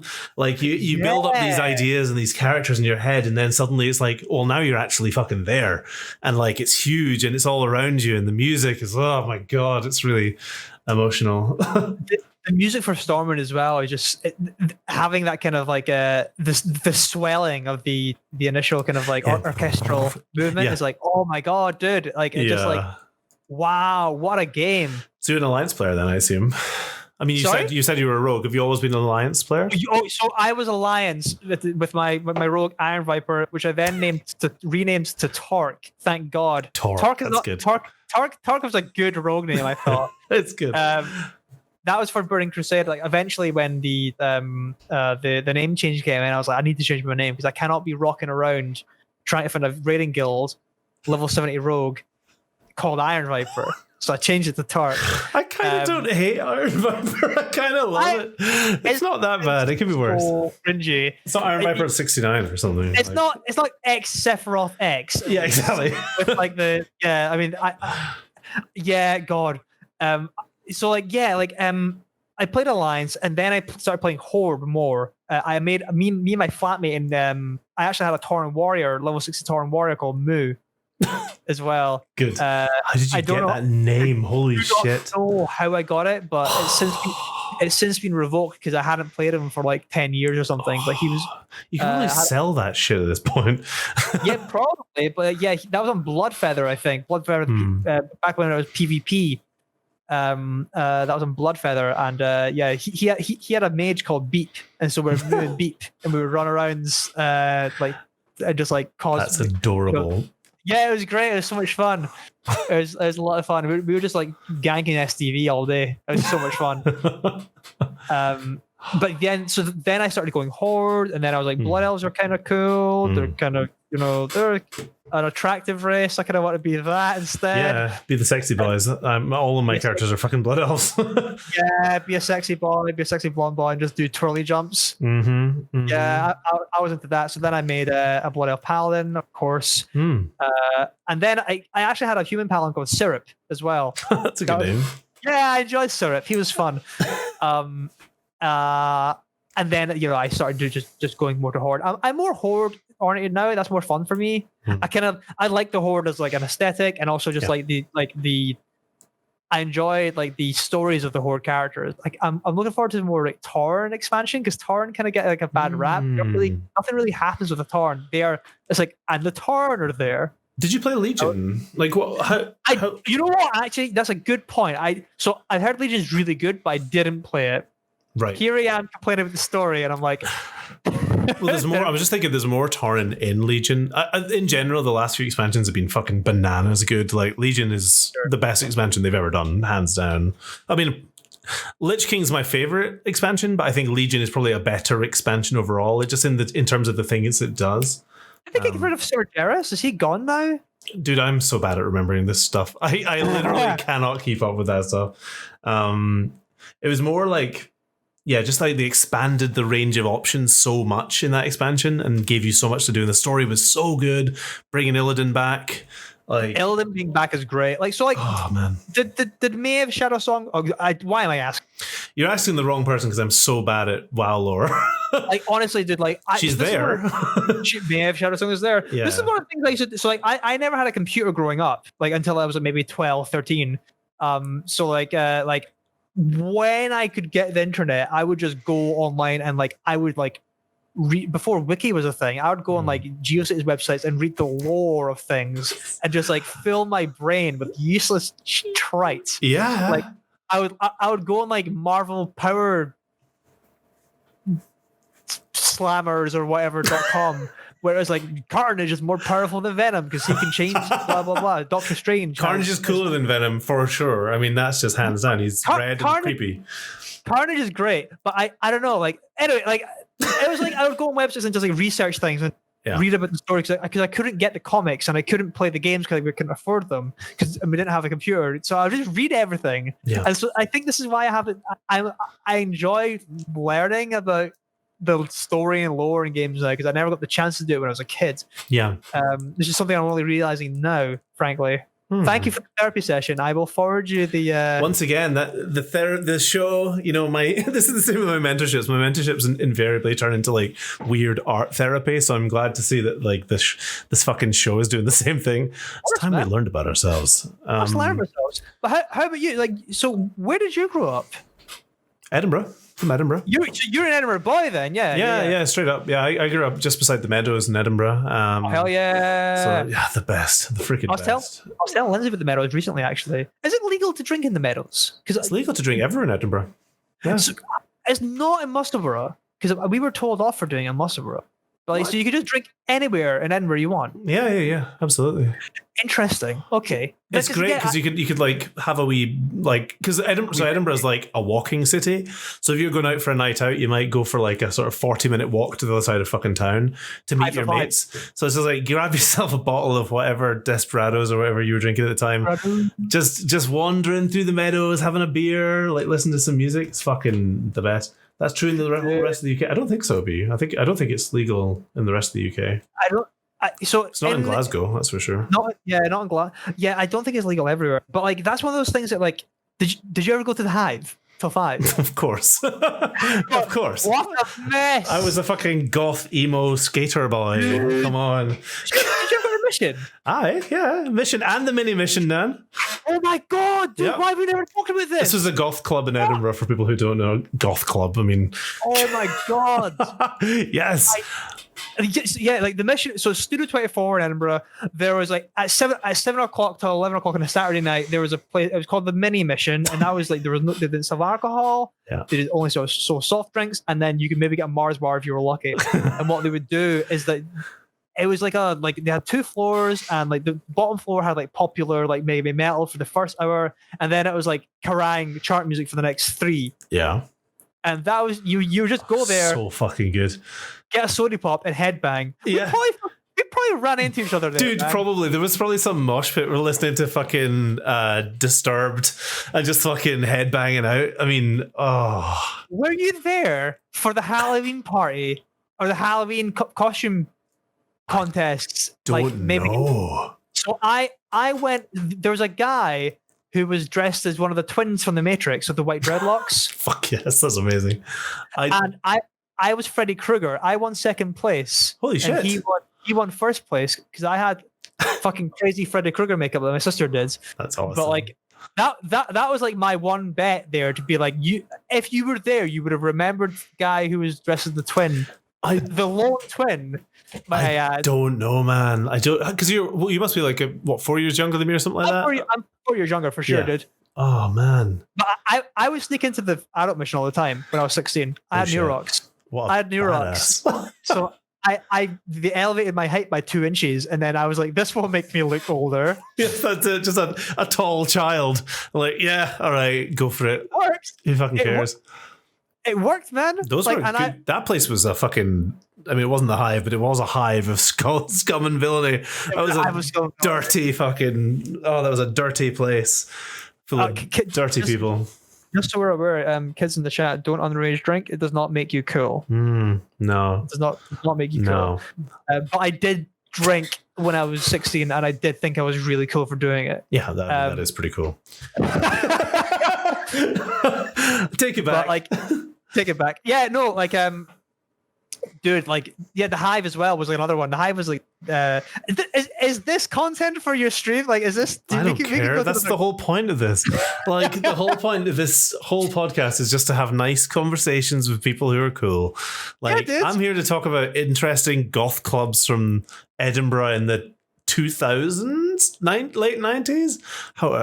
Dude. Oh yeah, dude. What a time. So the Hive was another one. So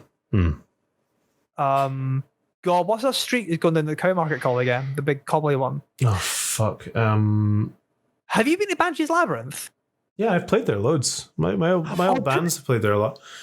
I've played there as well. Wait, I didn't know you played music. This is so good. What? Hang on, let me try and find something. No, that's packed away. Damn it. So I was in a doom metal band called Astragon. Yes. Oh my god, that's delicious. You don't know Ewan McGregor? Yes. God. You know Ewan? Yeah, I played in a band with him when I was like 15. Oh, no way. Probably his first band, I would imagine. Yeah. No fucking way. He was the bassist or something. He was the bassist in Atragon. What the fuck? What? Dude, is this the same Ewan? Yeah. Ewan sets up all the gigs in Edinburgh. Yeah. Oh, this is mad. Hang on. Ewan, God. Is it EU, right? Or... Is Ewan G. Cameron? Yeah, I know this person for sure. Although, on Facebook, am I friends with this person? Ewan G. Cameron. So That's what I not sent that you. guy. That guy is fucking 100 years old. Oh god, I was going to say. So that's Ewan. I sent you a picture on Discord there. Okay. So I can't look at it annoyingly because if I look at it on Discord, it'll change your picture to be my Discord. Well, that's fine. But basically, so Ewan is a great. He's a very good egg. But he was the bassist in Actragon, and that was my band. It's a doom metal band. Holy shit! I had no idea. What did you play? What do you play? Rhythm guitar. I can send you. I can send. Doom metal is not a music you play to, like. I mean, I'm a big metal boy, so I used to listen to Dillinger and all that kind of shit. That's my place. So don't worry. Yeah, no, for sure, man. I mean, doom metal is. I was really good at it because I could just play it really slow. Yeah. You know, super sludge. It's just sludgy and it stinks of weeds. That's basically that's basically what it is. Pretty much. Yeah. But we were in a band called Atragon, and so I played guitar, and I in that. This was before I came down south, and obviously I had to quit because I wanted to move down south. But we have an album on Spotify. What? I didn't know this, man. I mean, I can send you. I'll send you it later. Yeah. Atragon. Hang on, I'll send you. I'll just put it in the Discord. Yeah, but, check it in. I don't know that any of my guitar is actually on the album. I re-recorded before. Before the. But I did write one of the songs. I wrote what I think the best song on the album. It's called "Wallowing Wizard," which is number 4. Which is a doom as hell name, I suppose. Oh my god, I love this so much. That might work. Thanks, buddy. Oh, but I think I can base that. Wow. There you go. Thanks, buddy. But anyway, that's for later. That's But yeah, no, like fucking music's been a big part of do art. I reckon I would be doing music right. Yeah. Like I'm playing guitar since like I was like 14. Yeah. Does it ever make its way into your art? Let's bring it back to look at that slick transition back to art again. I always whenever I'm making art, like the high elves and dark elves, I always listen to music that kind of like resonates with the art I'm creating. I'm sure. Yeah, this is a very common thing I think for creatives, right? Yeah. Like it's one of those things where I feel that like music speaks to me on a very fundamental level, and with art, it kind of is intertwined for me. You know, I think that's true for most people. I don't think that's a unique thing, you know, a unique experience of mine. Yeah, there's a particular thing because I've had to say before when I do streams, especially personal art streams, I have to like I have to play certain music and I have to kind of just go with whatever my brain's in the mood for. Like any one of you who've watched my streams will know there is always this transition. As I start a piece, I usually start with something quite light and maybe bring in some like Snarky Puppy or something a little bit jazzy or something kind of like more electronic. But then as the stream goes on and I get more and more comfortable, it's like the metal ramps up. It's just like, oh, now we're listening to Opeth. Now we're listening to Meshuggah. Yeah. And it's just like, here is the ramp toward, and it's this weird thing where like I have to listen to this stuff to keep myself occupied with this work that I'm doing. It's really weird. It's definitely one of those things where like I do feel that in recent years I have definitely fallen off the wagon of more interesting music. And I do always resort to like kind of like old classics or old playlists. Like Lindsay's been great and kind of like introducing me to like music she enjoys, and like I've been really enjoying jazz recently, for example, and it's something that I never really tapped into it. I do feel that like again, growing up as like a little goth kid, I eschewed all these areas of life, all these kind of faculties and reservoirs that I didn't really tap into. You know, like, you know, oh, jazz isn't cool. I'll never listen to Lady Gaga, and like Lady Gaga fucking rules. Yeah, man. Like, you know, I'm really. That's one of my regrets growing up is that like, I didn't give things the chance that it deserved. Because like music is beautiful. I don't think it really matters which genre it is, but like, you know, like I enjoy most. Yeah. And it's one of those things where I feel that like it's something that like deeply resonates with me on a fundamental level. But at the same time, I have been really relaxed and a bit lazy in more recent years into discovering new artists and new this is a good point, and new musicians, because I've been so focused on like game development and art. Yeah, you know, sure. And this is something I've realized recently is that like I do feel that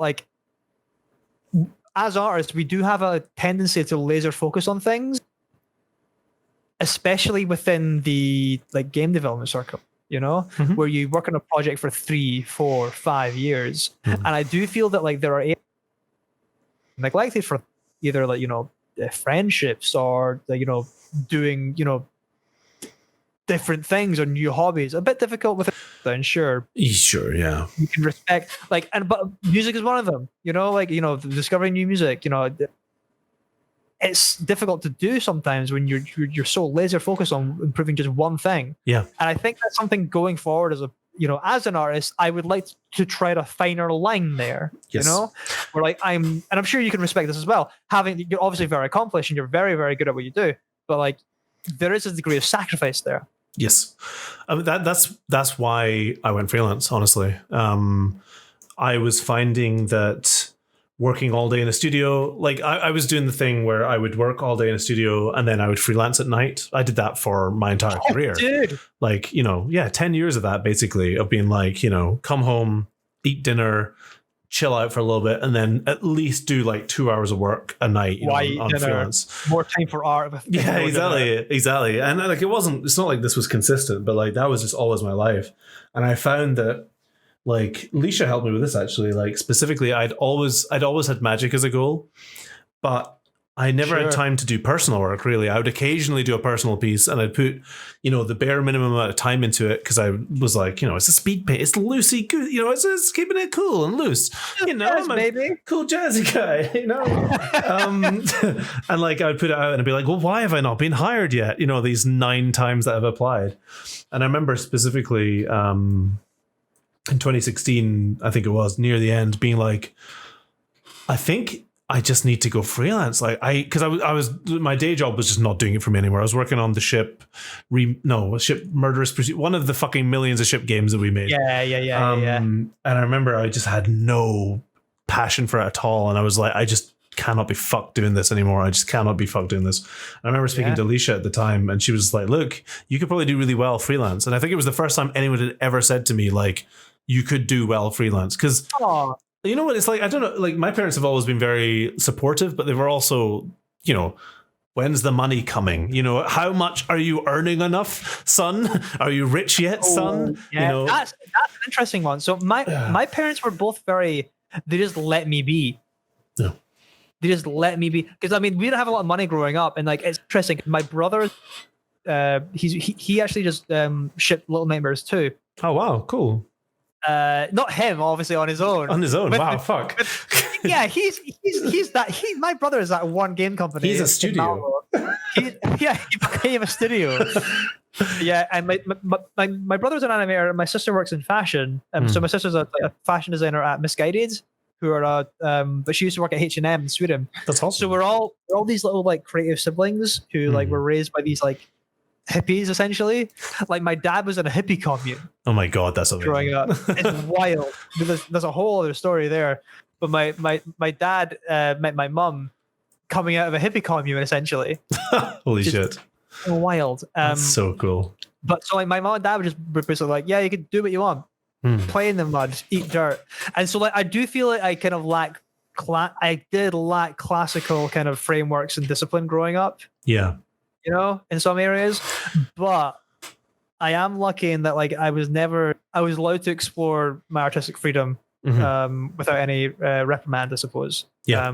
But your parents were quite strict in terms of their not to put words in your mouth, but well, that's the weird thing. Like, not exactly. Like, my parents are sort of middle class. Like, my dad was working class, but sort of became middle class through basically just being an incredibly hard worker. Like, my dad's one of those people who grew up with like, you know, not poor, I don't think, but not in the best state, but like worked every job eventually, was like a banker, was an accountant, was a lawyer, not lawyer, but like dabbled in that sort of side of things, and then was a surveyor. So like he was always like, you know, you work, you earn your money, you know, like kind of, you know, he's a 72-year-old Scottish dad, right? It's like a good role model though, right? Yeah. Like I think it's great. He totally was. And crucially for me, neither of them had the whole, like when I remember when I wanted to go into art, they were like, yep, cool, just do your thing, but always with that background of like, are you doing okay? Like, how are finances? And that's always been the discussion, forever. It's like, always a bit of sort of discomfort around that. And I think that's why I was never confident about the idea of going freelance. And, like, Right. I wasn't sure if I'd always been told like that it wouldn't be a good idea. And like talking to my folks and being like, I'm thinking about going freelance, and you can see mum just like, oh, but how are you going to survive, son? How are you going to survive? And it's like, yeah. No, I 100% get that. I totally get that. I mean, I don't know, like, I don't even know if this is like it's a strange one. It's a really strange one. Like, mothers will be mothers as well.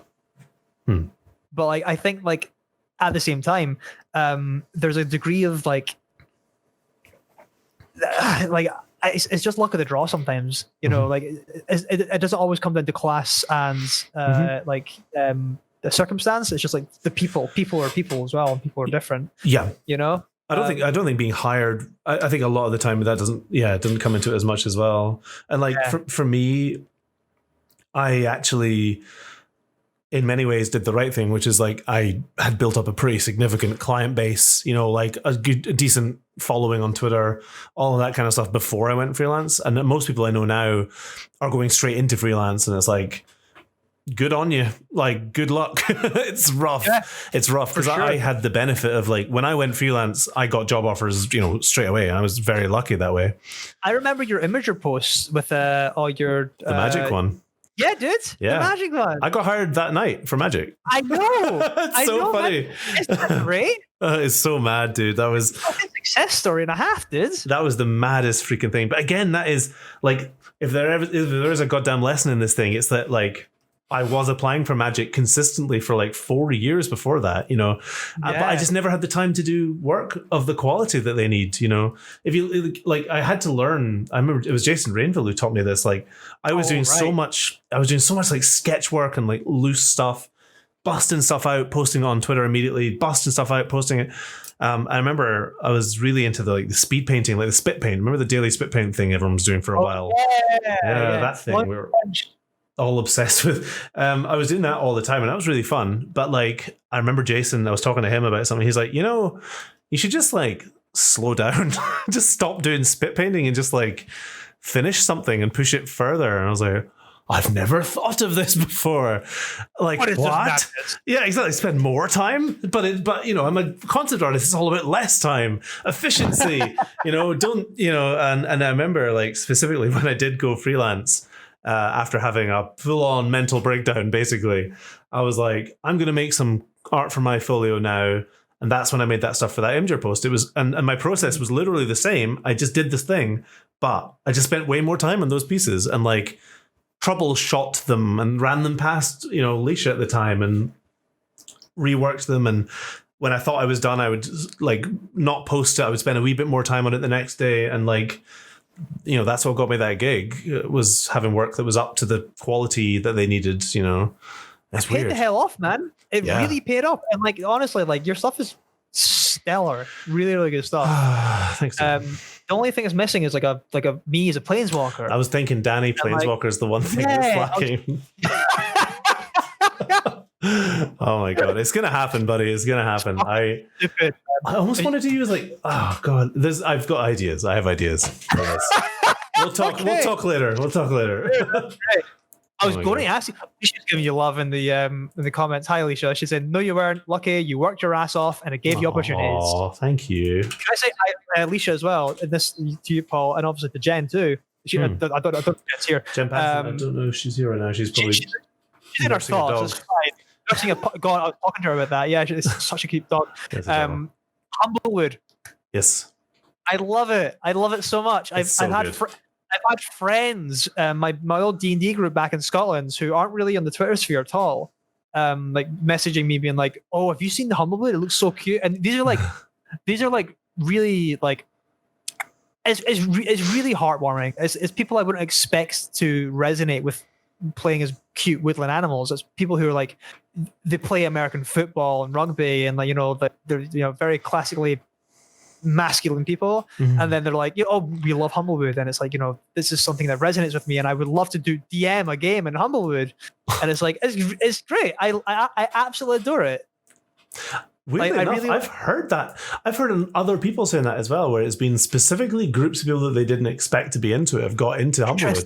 That's weird. I wonder why that is. I think it's like I'm just airbending right now. Do you think it's like I don't know, like it allows them to explore that facet of themselves because they're given an outlet or something. I don't know. It could be. Definitely. I mean, the rise in role playing in general is so cool and so fun to see people like going so hard on it. Like, but also, I don't know if you get any of this. I've never spoken about this, but like, I've always had this weird relationship with it because when I was a kid, I was really into Warhammer and Magic and role playing, but like, I was like chastised for that. Like I was always scared and nervous and it was hard and you didn't want to talk about it. And nowadays seeing people being like so open about it, like having it on their Twitter profiles, like that they're nerds. And I'm like, you lucky bastards.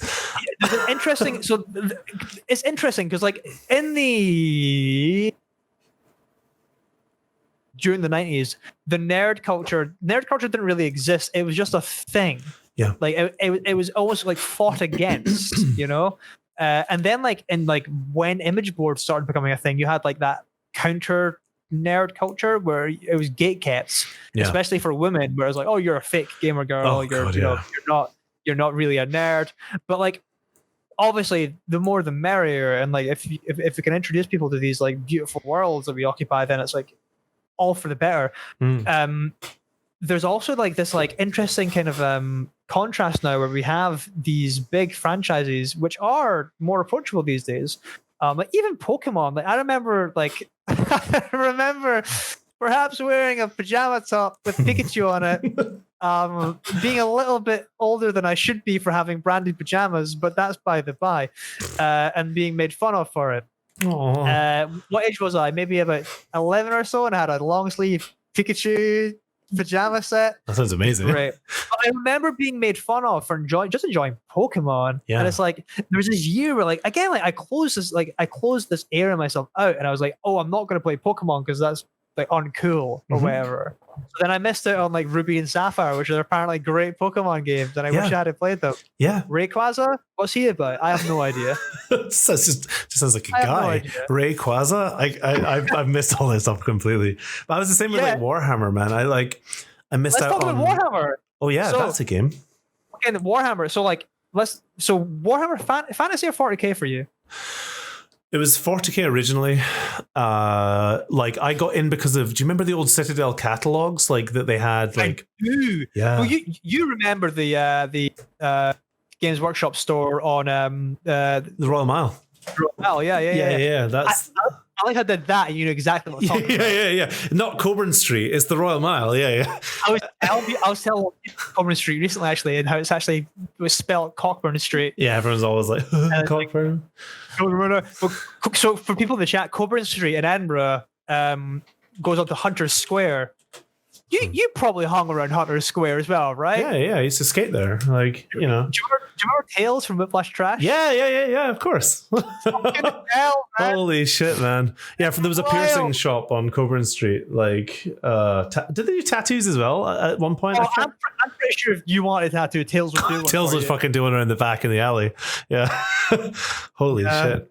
Oh, nice. Man. But yeah, sorry, Warhammer. So like 40K. So Warhammer was always just like. It was almost an unapproachable thing for me growing up because it cost money. We didn't really have much, right? Yeah. So like it was always like I would go in and look at the toys, quote unquote. Sure. They're not toys. They're collectible miniatures. They are toys, but yeah. I'm trying to remain on brand here. Oh yeah, sorry. Yeah. No, they're really serious. Yeah. So like it was one of those things that was somewhat unapproachable for me growing up. Like I got hand-me-downs from like my friends, even my brother's friends. Eventually I would get hand-me-downs, but at that point I was like 15, 16, and I was that age where I was like, art isn't cool and like games aren't cool. I just want to do music. Yeah. And so I would use them for like miniatures for D&D games and stuff like that.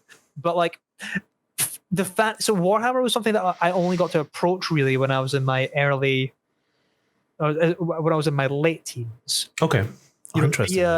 Via my, it was actually most of my friend Andy at university. Andy Warhammer still does. And I got him in a while. He got me into Warhammer, basically. So like that's much like how I said before, like how I would go on the internet and scour for lore when I was a kid. I would go on, I did this as soon as I started like getting into Warhammer, and as soon as I started playing Age of Reckoning, that's what I did. And I've just read and read and read. And I was like, oh my god, this world! It's what so is this good world? as well, right? Like the material is so good. It's The lore is amazing. nuts. It's the lore is, and obviously getting to work on games is like is there, and it's like fascinating. I love the idea of the warp and the immaterium, and how the chaos gods themselves are just manifestations of people's imaginations. It's genius. It's so good. Genius. Like it's like if even like Sigmar himself could just be the manifestation of people's imaginations. Who knows? Yeah. Like that. So like I've been a late subscriber to Warhammer in many ways, because obviously in my mid-20s, that's kind of when I really got into it in a big way, because I was working on the games, but it really opened up all these doors that I could never get through when I was younger, and I'm ever thankful to Creative Cinema for letting me do that. Yeah. And for being a part of that process. But like it's fantastic. Like the story of Warhammer is fascinating, especially in that like there's no good guys. They all fucking suck. Yeah, the Imperium's the goddamn worst. Like, especially in 40K, yeah. 40K, like, I mean, God, I love the Emperor. I love the idea of the Emperor. Someone who's actually like essentially a great person, very good, right? Essentially, in many ways, is a good person, and then eventually just corrupts, gets worse. And then, now that he's encased in the Golden Throne, like he's lost any semblance of what he once might have been. Yeah. Right? Like where you have this like cult of like just horrible people, just like sacrifice. Was it 1,000 psychers a day? I think it's more than that, isn't it? Is it 1,000 psychers? And like, I know millions of people are sacrificed to him all the time, to this corpse god, essentially, right? Like, I mean, that's what's always so fun when you're talking about Warhammer and like talking about 40K. It's like, I like the Space Marines. It's like, oh yeah, the ones from that like mad fucking empire who worship a corpse god. Exactly. Oh, Space Wolves. I mean, come on, it's Viking boys. You like Space Marines? Yeah, name 3 of their albums. Oh no, gatekeeping fucking Warhammer. Imagine. But that's the thing for me. Like I didn't touch it for years. Like I was absolutely obsessed with Warhammer through my childhood, and then I did the same thing when I was like 16 or 17. It's like, well, now I have to just be cool and play in bands and like not talk about any of this shit anymore. So I just stopped playing Warhammer, didn't play Magic anymore or anything until maybe like 5 years ago, like literally like quite recently. I remember just like the resurgence, right? And it's like, I mean, a lot of people talk about like how all white guys in their 30s suddenly started playing Warhammer again, and it's because we were fucking repressed. We weren't allowed. We were made embarrassed of our loves for little tiny plastic men. And I'm like, I still, I literally attribute Warhammer to a lot of my painting ability. Like learning how to paint on a 3D form like that, and like even though it's a wee bit painting by numbers, following the Citadel system, I still learned so much from that, and like was able to apply that to canvases and then onwards. Oh, so you actually been painting the miniatures has helped you actually become a better artist? Oh yeah, undoubtedly, yeah. Wow, fascinating. Yeah. I always felt that way, which is weird because like this is actually, funnily enough, a slight tangent here, but like just for once, this is actually specifically a topic I've been enjoying talking about a lot recently with my friend Chris Thurston, and on his podcast, Crate and Crowbar, they have a mini segment, and it's really interesting talking to mini painters who are. Because when you learn to paint minis, you don't follow traditional art principles at all. It's its own thing. Sure. It's essentially painted by numbers. It's like, you paint the shoulder pad with this shade of blue, then you shade it with this dark shade of blue, and then you highlight it with this shade of blue, and you do that for the whole mini, and it creates like a nice image. But like none of that's how we actually paint anything. We use, a few colors. We, think about shadows and highlights and all that kind of stuff. And it's really interesting watching. This really is a tangent here, but like watching like mini painters start to get to that point where they're like, we want this to be better, and now they're learning art fundamentals, and it's so cool to watch that transition, whereas I was the other way around, like it's all mad, it's all fucking mad. Fascinating. Yeah. for Halloween, how about you do a stream, right? Work on your Bob Ross impression, get the wig, and I want you to paint like is it? I don't know. Who's the I can't think of any 40k characters. I don't work on. We do fantasy. Like I did just like do a Bob Ross impression, paint my numbers, paint a Warhammer character as Bob Ross. That would be fucking amazing. Actually, that's a really cool idea. Yeah, we're gonna get some titanium white. And, oh yeah, paint it with the paints. I have been thinking about doing oil painting on minis. So that's a fucking amazing idea. I'm actually developing something right now, which is a blender scene for people who want to paint minis that basically has like a sphere, a blocky space marine where you can change out the colors on the paneling and change like how glossy and how metallic they are, put lights on them to figure out how lighting works so that like people who don't have that fundamental ability can like test out color schemes on their models and like test out how it'll look if their power sword is glowing blue, it'll cast on the model. It's really cool. Might be cool. That's like I have so much respect for like even the Gunpla community as well. God, like when I was in Japan, oh my God, like I've only ever watched Gundam Wing, right? Like that's the only Gundam I ever watched. And again, this was Andy who got me into this. Same guy who got me into to Warhammer. And like the Gundam community, the Gunpla community, and what they do for painting their Gundams, fantastic. I've never seen it. I've never looked at like high quality Gundam stuff. So because they're larger, you can get different grades. You get things that are like maybe like 9 inches tall to like 15 inches tall. You can use airbrushes. Yeah. And it's a world of difference. You can get fantastic weathering, fantastic set design, and you can pose them as well. That's because they have like an articulation skeleton. And what?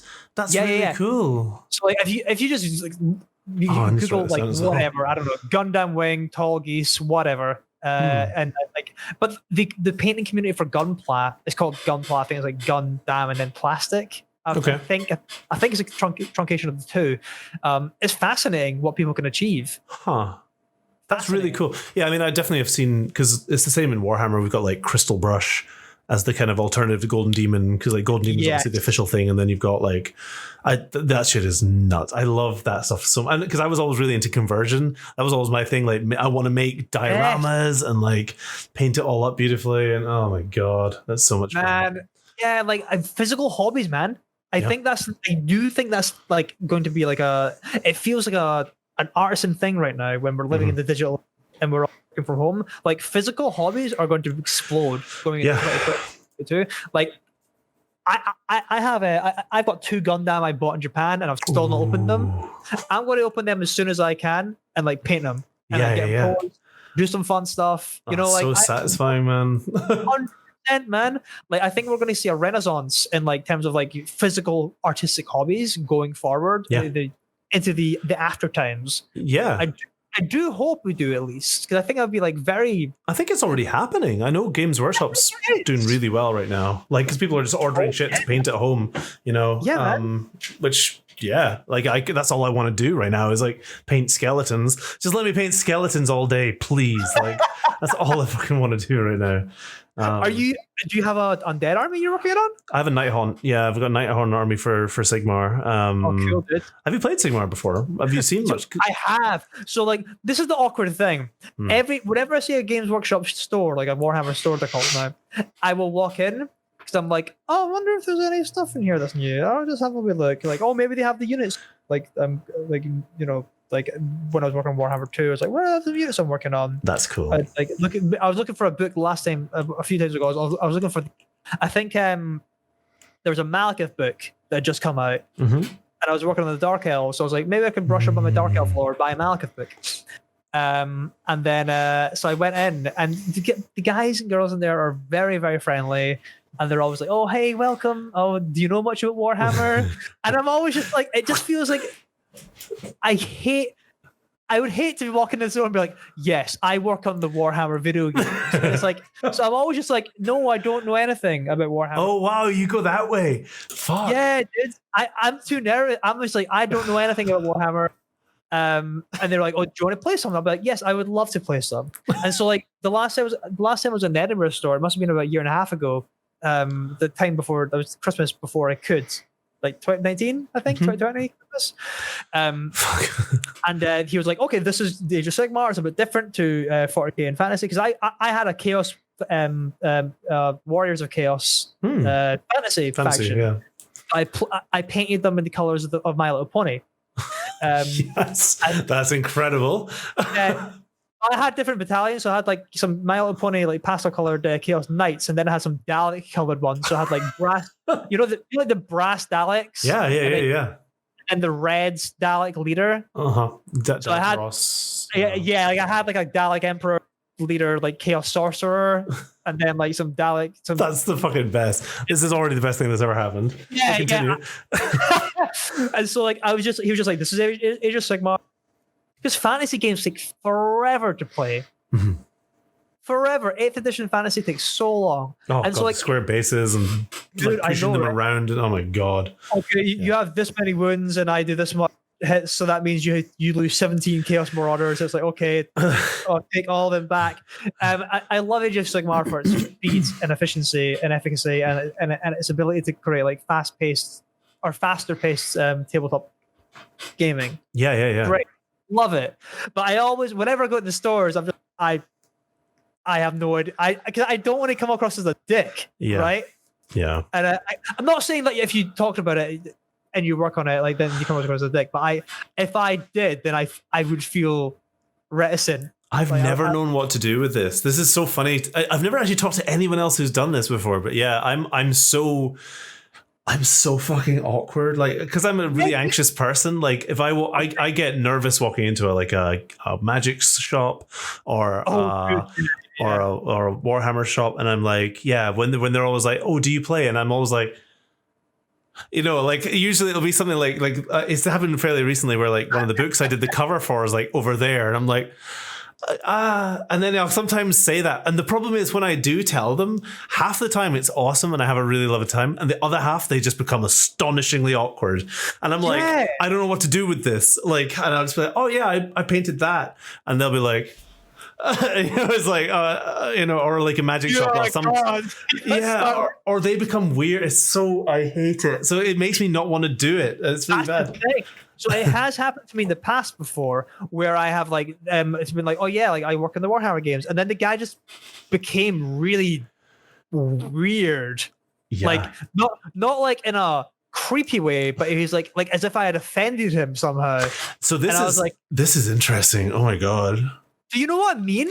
Like, so I've had this. I'm gonna say a thing which I'm curious if this is how you would describe it, and I think that this is what it is, and I hope this doesn't. I really hope this doesn't come across as like a cocky thing at all, because it's me being overly empathetic and probably like over reading and over analyzing a situation. But one thing I've noticed in a couple of Warhammer shops I've been in, especially the Cambridge one, I remember, was that like, I think there's a thing where the staff, I remember specifically one I went to, I won't say where it was. I think the staff member I was talking to, maybe it's like, we're kind of the shit here. Like, this is our show. Like, we run the Warhammer shop. And then when I've been like, oh yeah, well, I mean, yeah, I work on the, and I'm just being friendly. Like, yeah, I've worked on a bunch of Warhammer covers and a bunch of things, and they kind of go, huh. And then they kind of get cold and weird, and it's like, I don't know what to do with this. I'm just trying to be nice. Like, and it's, the whole atmosphere has changed. I've had this with magic shops, especially. Like, it's really uncomfortable. I think it's because it's like you're kind of making a stink in their little castle, right? Yeah, exactly. Because people turn around and want to are interested, and it's like, oh god. So it makes me really unnerving. there are people in the arts and the games industry who do throw their very great ways, but like I talk to everyone. I just want to make friends. Yeah, me too. Right? Like, I just love talk. I talk so much, and I love talking to people. Yeah. But like, I don't tell people what I do if I don't know them, because I've had bad interactions like that, and it's just awkward. So if someone comes to me and it's like, oh, do you know what Total War is? I'll be like, I have no idea. Please tell me all about Total War. It's shite. The art's terrible. The character modeling in particular is really bad. I really hated all the models made by this guy called Danny Sweeney. Never heard of him. He looks a bit like a planeswalker. Yeah, it's mad. I think I can try to remember if I've ever told the maddest story that ever happened to me in a magic store, and this was a really nice one. Like, I was in a magic shop in Edinburgh, and like, Leisha knows this specifically. It takes and people in the community may have an idea of this, but like when I talk about being anxious, like it takes me a lot to actually even walk into a shop like that, because for me it's genuinely scary and intimidating, and like I'm so weird about this kind of stuff, and again, people who've only watched me on Twitch might not think that, because like I come across a very charismatic and like confident, right? Like, yeah, sure. I'm a good communicator, I can do all that kind of stuff, and I can put on a show or whatever, but like when it comes to walking into a place, it's very scary for me. So yeah, I don't announce myself, I just come in. And I remember this one time, it was I'm not going to tell that story, Alicia, don't worry. But although that did take place in the same magic shop, which is very funny. But this is the maddest thing that ever happened to me. I went into this magic shop and I was buying this deck box for my slivers, and I bought this deck box, and I was at the till, and I wasn't, everyone was chatting. It was a very friendly little shop, and the maddest thing happened. I was talking to the guy at the register, and I was like, "Oh yeah, I actually work on Magic and I do cards." And he was really enthusiastic and really nice. And this kid, I can't stop saying that this is the maddest thing that's ever happened, because I don't understand how this could happen. This kid came up to me, like he came up to he didn't know I was a magic artist. He just came up to me because I was talking to people at the till, and he was just being friendly, like a little 9-year-old or whatever. And he had his deck of cards, and he was shuffling a deck, and he literally came up and he was like, "Guess what this card is?" And I was like, Yulamog or something. He turned it on, and it was one of my cards. And I'd only been working on the game for like a few months at this point. Like, it was when it was Skyline Scout, so only 3 of my cards were out at that point. And it was just the maddest fucking thing. I remember just being like, "What?" And I was like, "Oh yeah, I actually drew that." And that was like my in to talk about this thing. And it was just so fucking wild. That was a tangent, but I still can't get over that mad chance that would happen. Like, no one knew who I was or anything. Like, it was not like I was a known artist or whatever. That's such a lovely interaction when you put something nice and good out into the world, and then it's being enjoyed by people. Yeah. Especially like an 8-year-old. I think that's beautiful. I think he was just confused. He didn't know who I was or anything. He just literally at random pointed. When I was like, "Oh, I drew that," he's just like, "What? What does that mean?" I was like, "I don't know what that means, kid, to be honest. It's just weird." He's like, "No, I drew it. It's my deck. I drew it out the deck." Yeah, exactly. Yeah. The kid had no idea what I was talking about until I explained, and then he went away and talked to his friends, and he came back and was like, "Can you sign it?" And I was like, "Oh, for God's sake." Oh my God. It's too cute. It's too cute. So of course I charged him for it. Imagine that. Yeah, I charged him £10. $10, kid. That's fucking funny. Yeah, that's lovely though. I mean, like, and that's something like going back to like artistic, finding the reward within working in the arts as well. Like, I think that's beautiful in a way where you're putting art out there and it's being enjoyed by people in a very global sense. Yeah, that must be really rewarding for you in that way, because like obviously like there's an 8-year-old who's like who's using a card that you have. That's beautiful in many ways, Yeah, it's something you don't. I never accessed as readily in games, and it's probably the same way that you probably feel with this stuff. Like, you work very hard on a thing, and it's part of a product that people enjoy, but they might not necessarily. Excuse me. If you turn on a Twitch stream where they're playing Total Warhammer, which is what it should be called, if you turn on that, and you see like something you sculpted, it's not like you have a minute to kind of be like, "Oh, I sculpted that." Whereas, certainly, yeah, it is always surreal to know that like people are playing with stuff you've drawn like right now, and I could turn on Switch, and turn on Twitch, and chances are someone will be playing a deck with something I've drawn, and it's just it's weird. It's weird. Yeah, I saw Aaron from Game Grumps tweeted. This was maybe 2 months ago. Alicia, one of your cards. Yeah. Cats. And he was like, "Oh my God, this is like cards." And then I was like, "Oh wait, that's Alicia." Yeah. I mean, he's a fan of Alicia's as well, which is cute. Yeah, for sure. Like, lovely. It's nice that it's nice that it's globally enjoyed. Yes. And that must be very rewarding for both of you. Yeah. In many ways. And I've also found it, for the most part, more pleasant, I guess. Like when I was talking about like the reasons I kind of left the games industry because of sort of toxicity, there's still a lot of toxicity in tabletop, but it's not to the same extent. Yes, 100%. And this 100% ties into the, talking about me going to some, the artistic reward from working in the games industry is less satisfying now that I've done it for 10 years. Yeah. Yeah, definitely. In many ways. Like, you could appreciate that, I'm sure. Yeah. But the, I think we just want to put more good out in the world than I found when I was here, and my way of doing it is keep making it through art, and it would be good if I could do that in avenue which I could explore more accessible for more people as opposed to just working on war games, Yeah. And I think what you and Alicia and all the like artists on Magic do is great. I think it's beautiful, It's fun, and I mean I love your personal work. Like, we could talk about that briefly because your personal work's freaking gorgeous. Like I remember that Overwatch character you did. Yeah, so cool. Taco is that's Taco's based on a character from a podcast called The Adventure Zone. It's a D&D actual play, or is it actual play? It's a D&D podcast by the McElroy brothers. Huh. So they do. So the McElroys are a family podcast group. So they do a podcast called My Brother and Me, and they also do a bunch of other podcasts. But The Adventure Zone is one of their podcasts. It's a D&D podcast. Taco is a wizard played by Justin, one of the brothers, and he's this very aloof, effeminate elf wizard. And me and my friend were fans of the podcast like 4 years ago when it was aired, and then we were like, how cool would it be if Taco was an Overwatch character? And so we're like, okay, let's do that. That's fun. It's my buddy Rich Carey. You might know his work. He's fantastic. Oh, I don't think so. Is he an animator? No, he's a concept artist. He works on he's at level 5 now in Okinawa, in Japan. Rich Carey. Yeah, Rich Carey. But he's fantastic. Let me know if you find. I can link his art station in the chat. Oh, I am following him. Yeah. His stuff is nuts. Yeah. Yeah, he used to be a character artist. Huh.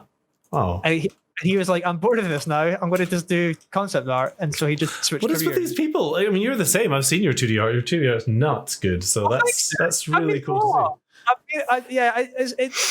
It's got a ways to go, but that means a lot, dude.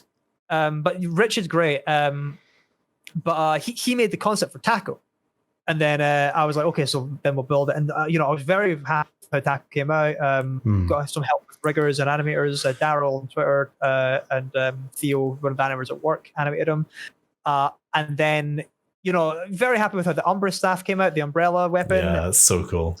Shield comes out. So much fun. I was such a joy to character. And that was a big breakaway project for me where I realized that I'm far more interested in doing stylized work than realism. Yeah. Because realism was something that I chased because I thought I had to.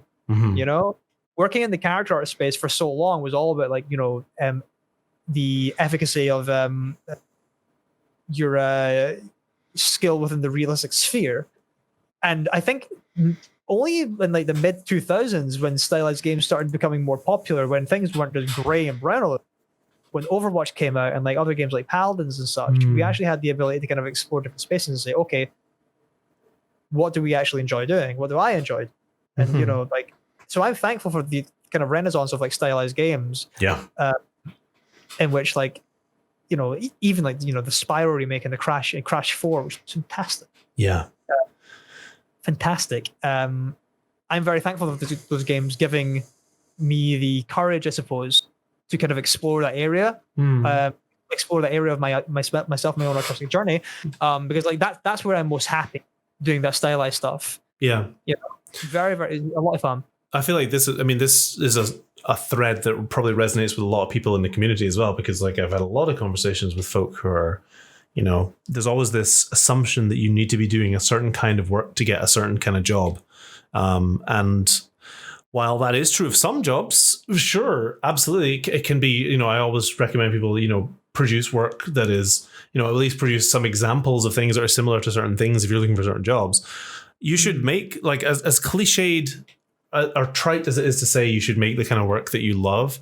it is true. And every artist I've ever met who's had huge fame, who's done really, really well for themselves, has done that. You know, like Ian McHugh's a great example. An artist, like he's always just been doing what he loves, and like he just likes to draw freaking scrapyard stuff, and it makes him happy. And it's like, and now he has one of the most recognizable styles. You know, and I know so many artists who are just like that, who just do this thing. And even now, like, I know a lot of people who are very conflicted and like, I love doing stylized art and I like doing colorful stuff, but like, I really want to work on Magic. Like, Magic's hiring so many styles of art right now. It's amazing. Magic's having its own renaissance of like style, and it's wonderful. Like, it's getting madder and madder. There's a recently on Twitter, which it was very, very, it was like Gecko style character. I can't remember what it was. I shared it, yeah. I forget the artist's name, but it's really almost like pop art, like mixed with kind of realism. It's nuts good.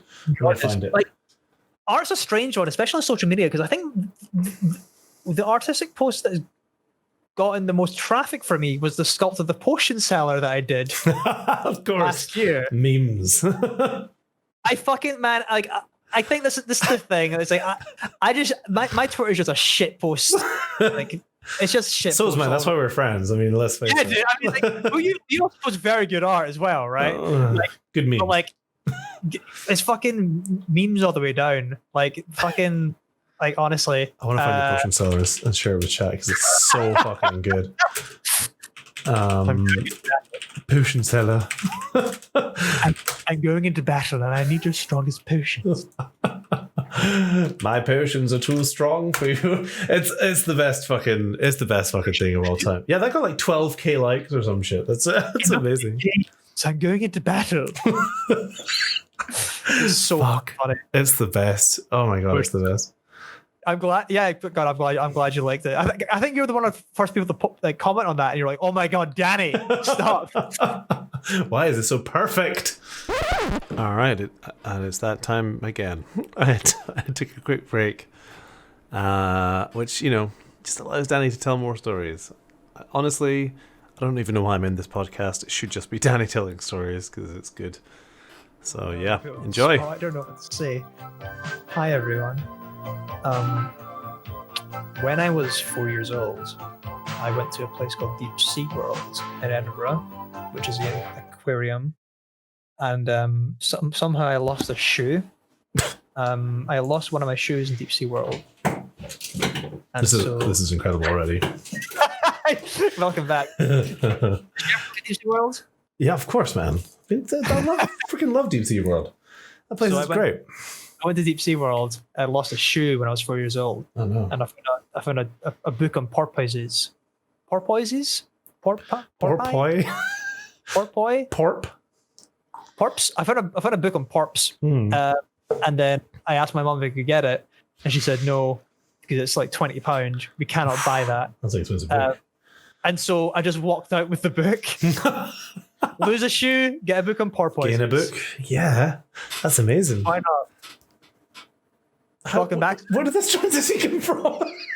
I love this. I took Alicia there one time, I remember. And have you been there in adult life? Yeah, dude. Me and Alan Searle went maybe 5-6 years ago or so. It's very small.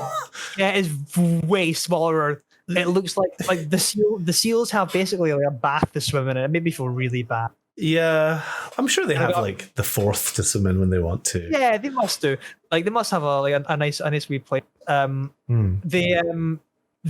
got a really sad slice of pizza. that had been like heated under. It'd been like heated with like a hairdryer or something. Oh yeah, the food's bad. But also, I have this thing where I just fucking love park foods, like any kind of, take me to any like fucking safari park, any place with roller coasters or whatever. The food's always trash. Any zoo in the world, I fucking love it. I'm in that canteen having that shitty pizza and that like really bad like microwave burger and chips, and I'm like, this is heaven.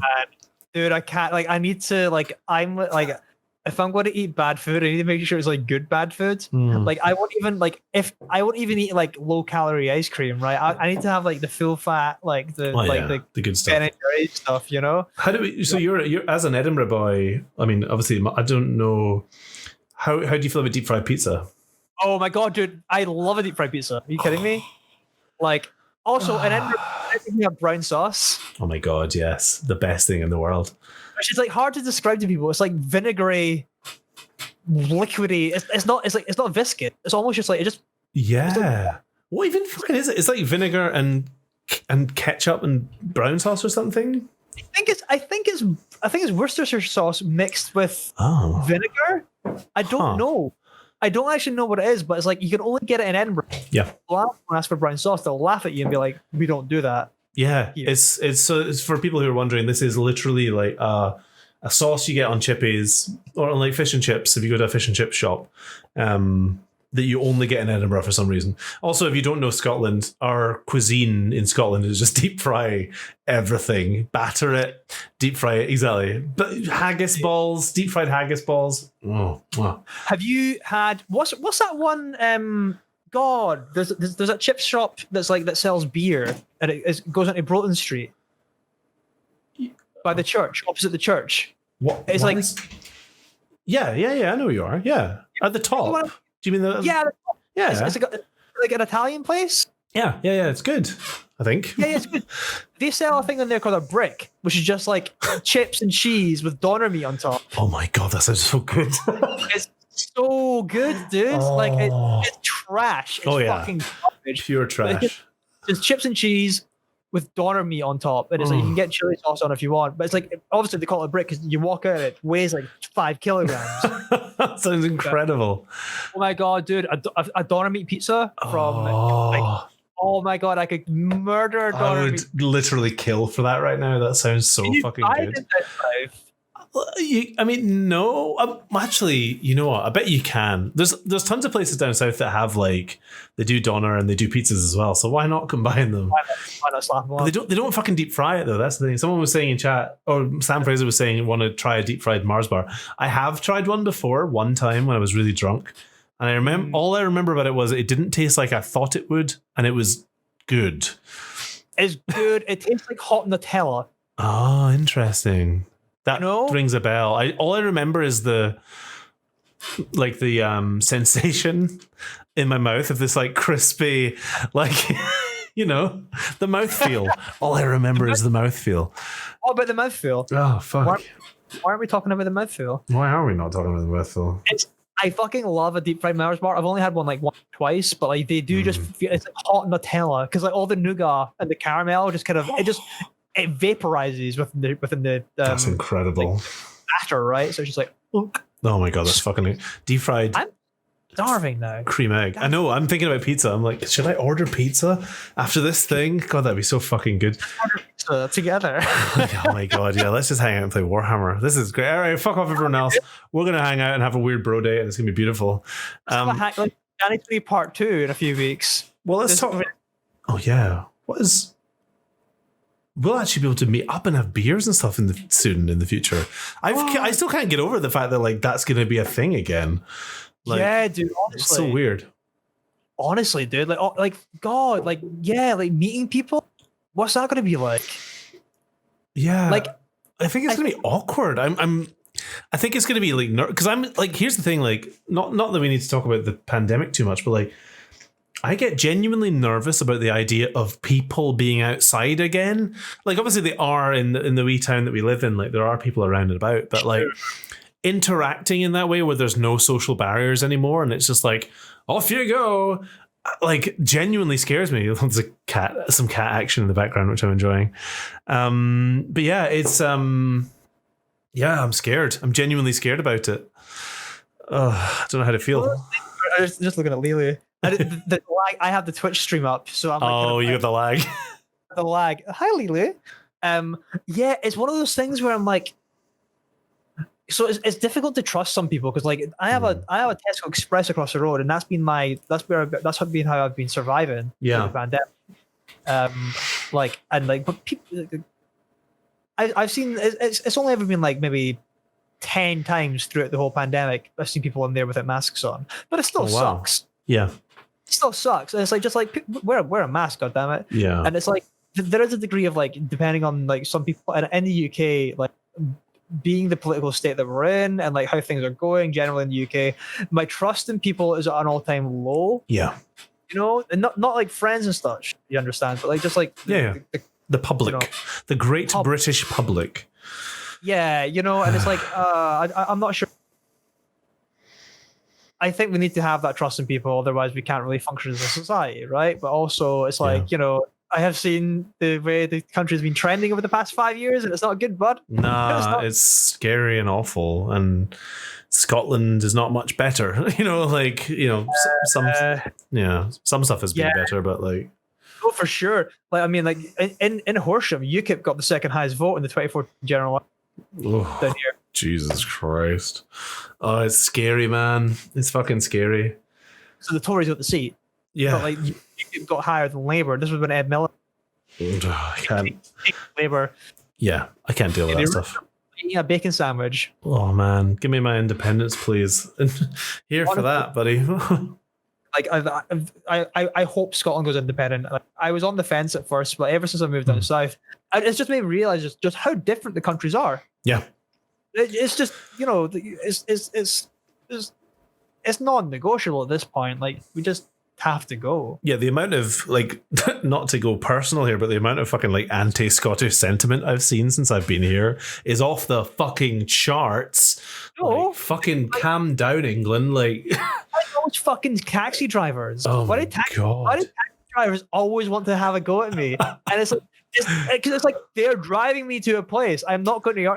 It's like, all right, mate. What do you think about independence? And I'm like, what do you think? And he's like, this is my opinion. I'm like, I agree with you. Yes, me too. I agree with you. Love the Queen. Queen's great. Tiddlepip, the Queen is fantastic. She's done not wrong. Yeah, exactly. I too am nervous about brown people and love the Queen. Dude, fuck, honestly, like, I've got so many racist people down here as well. But this is a strange heading. But like, I actually got an argument with a guy. I was thinking of this morning, actually. I was heading back to Scotland on a flight, and there was a guy being super racist in the queue. And so I was like, okay, I should try the deflection thing where like I draw attention from him so he's not being racist to the person anymore. And I did that, and then he just started screaming at me. And then I was like, just standing there like, this fight or flight, just like getting really nervous. Yeah. And like all the staff were doing nothing. We're queuing up to get on the plane, and the staff were doing nothing. And I was like, fuck, looking at them, being like, are you going to do anything? Like, this guy, like, because obviously it's like the bystander effect. No one wants to get involved. Yeah. But the guy was like mentally unstable. Yeah. Should not be part of the flight. This was when people were flying drones around Gatwick, if you remember. Scary as fuck, man. Like, just having someone that like in that space, in your space for a period of time, like that's the worst. It's got to be scary if you're a person of color, right? Oh like, God, yeah. Like, I just you got to try my best to do better and like doing my bit when I can. Yeah. But like that was scary for me for sure, right? Like you know, about to do it again. Yeah. But like it just took the fangs out of his mouth because he just like I was like, oh, you're being racist, and he was like, oh, you calling me a fucking racist? and I was like, well, yeah, because you're being racist. And he was like looking around to people, being like, oh, this guy just called me racist. Everyone was just like, I don't want anything to do with you, actually. Yeah. But conversely, they didn't want anything to do with me because I had just caused trouble. Yeah, bystanders just don't want to get involved. Yeah. It's scary. I hate it. It makes me so uncomfortable. Like that kind of stuff. Ugh. That's why, like in a perverse way, that part of this whole pandemic has been. Oh God! My relationship with the pandemic in general has been so bizarre because in some ways it's made my life a lot easier, and like I can see a lot of benefits as well for people and for studios where they've started to learn that like, hey, working from home actually works. Like I know so many people who work at companies, you know, big like Rare and all these kind of companies where, you know, they've always like, well, not Rare specifically, but companies that have always been anti working from home are now realizing like, oh, we can still make shit. Wow, we didn't think this would work, right? You know. So I think this is the great thing going forward is that from home and like have a remote, which I think is fantastic because I think like, you know, we can afford to do this long term. the issue is that like I think people are now conflating like, oh, people are unhappy working from home. People, so it's not going to work. But it's like, no, people are unhappy working from home during a global pandemic. Exactly. Like people can still. I, for one, I cannot wait to go back to the studio. Yeah, I miss people dearly. I get that so much. I miss just walking in the studio with a coffee cup and just like shooting shit with someone for 5 minutes and then getting to work. And then like, you know, I miss it so much. I cannot wait to have that again. Yeah, cannot me wait too. to have. And so it's something I miss dearly. But like also like I can also see the benefits of working from home. Yeah. I definitely see that. And it's something I definitely want to explore at some point. But like, you know, I think in terms of like working on AAA games, for me, working in a studio environment, I do better. Because it helps me demark work and play, home and work. So much better. And I think I have a healthier time doing it, you know, physically separated from both places. I think it's better for me as well in a lot of ways. I think being able to just like you say, be in different locations, and also like just having more. You just have more experiences when you're going to a studio. You go to a studio, you have conversations with folks. Maybe you go out and do something after work. You have a couple of drinks or whatever. You go somewhere. Like I definitely miss that a lot. My one hope from this is that it allows people a little more freedom. Like for example, I've always been a big believer in like the 4-day week thing, like 4-day working, 3-day off, you know, and that's something that was always pushed back on so heavily. Like Blazing Griffin, for example, they were so against that, and Access as well would never do that. But I'm almost like wondering now if people start to embrace the idea that like, well, if this works, maybe we can do, you know, 3 days in, 1 day at home, or 4 days in, 1 day at home, or something like that, you know, just for people so they can spend more time with their families and, I don't know. Like, I think that'd be so cool. From what I understand, I think a lot of companies, I won't say who, but if we talk to other people, I think a lot of companies now are generally more open to the idea of having 3 days in the office and then 2 at home. That's cool. That would be amazing. Great. I think that's a great way forward. You know what would be better? It's just like a 3-day weekends. Yeah. Just like, but like, you know, the games company are never going to do that. No. Never, ever going to do that. Production's rough enough. Like, I get it. You know, there's always going to be that balancing act. And I know certainly producers, some of my producer friends go nuts with this stuff, where it's like working from home is a nightmare if you're a producer and you just want to go up to someone and literally stand over their shoulder and be like, how are you doing? What's your time like? What's going on? I know. Jira's there. No one uses it. Pardon me. Who wants to use Jira when you can just do art? Fuck Jira. Yeah, that's one of my problems. I'm like the least organized human on earth. That makes like freelance tricky for me. Oh, I'm not great at Jira, but like my file structure is immaculate. Like, that's like cool. my like going Paraforce and like my like subversion controls are immaculate. Like I'm always make sure everything is in the right place, because like when you have other people depending on it, you got to make sure it's yeah. But like Jira is just like Jira's so this is not because I'm bad per se at like looking after my timings, but rather it's because like my Jira login was broken for it's like for so long I physically couldn't log into Jira. Oh shit. So for people in the chat, Jira is like a time management software. It's like is that the right way of putting it? Like, it's like a scheduling sort of task management. Yeah, it's for scheduling. It's using the games industry a lot to manage your tasks and how people are getting on and how efficient they are, where they're having issues, perhaps. Yeah. It's how you track things like bugs as well. You can send tasks to different people, and you can either task them with like something that needs done for production or like a bug. So using Jira is kind of manager part. But my Jira log goosed for so long, so I couldn't actually use it. And then we ended up moving away from Jira for some time, and then we moved back. So now I'm kind of like, I feel like all studios do that. God, like there's always that like, this is what we're using now, so welcome to a week of trying to work out how to fuck to do this before we decide it was a bad idea. Yeah, truly. But oh well. It is what it is. How about we do a few questions maybe from the chat before we wrap this bad boy up. Sure. If anyone wants to ask anything, I'll read it out and then we'll talk about it briefly. Give them a few seconds to chat. So it was lovely hanging out, dudes. Dude, it's so nice. So nice to chat to like a friendly face that I haven't talked to well, you know. I just want to play Warcraft now. We should let's sort that out. Oh, and Smash. Let's sort that out. We can play Smash. We could make like classic WoW characters and just fuck around for a little while. Oh my god, I want to do that. Magna asks, "What are the 3 things sitting on your bed?" I can show you. I did a classic stream dress up where I'm wearing the shirt, but then I'm wearing jogging bottoms underneath. So like, me too, buddy. Me too. Shirt and vest and like jogging shorts. So is that a Pusheen? I know. Bed are like little sheep plushies. Oh. They're all called. This is Henry. That's beautiful. This is Henry. Love Henry. He's very, very angry. Let's get another one. He's raging. So this one is equally angry but grey. This one is called. This one's called Henry. I love it. Love it. Henry. Yeah. Yeah. Ready for the and third this tan and black one. Huh? Perhaps the angriest of them all. Oh. He's called Henry. He's called Henry. Oh wow. So he's called Henry. I like that. Yeah. So it's a little difficult to remember. Yeah. But I was marketed them on Instagram, and then I was like, I'm not a sucker for advertisements. Oops. I'm here for this as well. Don't worry. I'm like a plushie machine. I get way too attached. I'm one of those people who gets very attached to plushies and objects, so I can't. Oh, dude, same. I can show you something. Dude, where is it? Is it still here? Oh no, I packed it away. Damn it.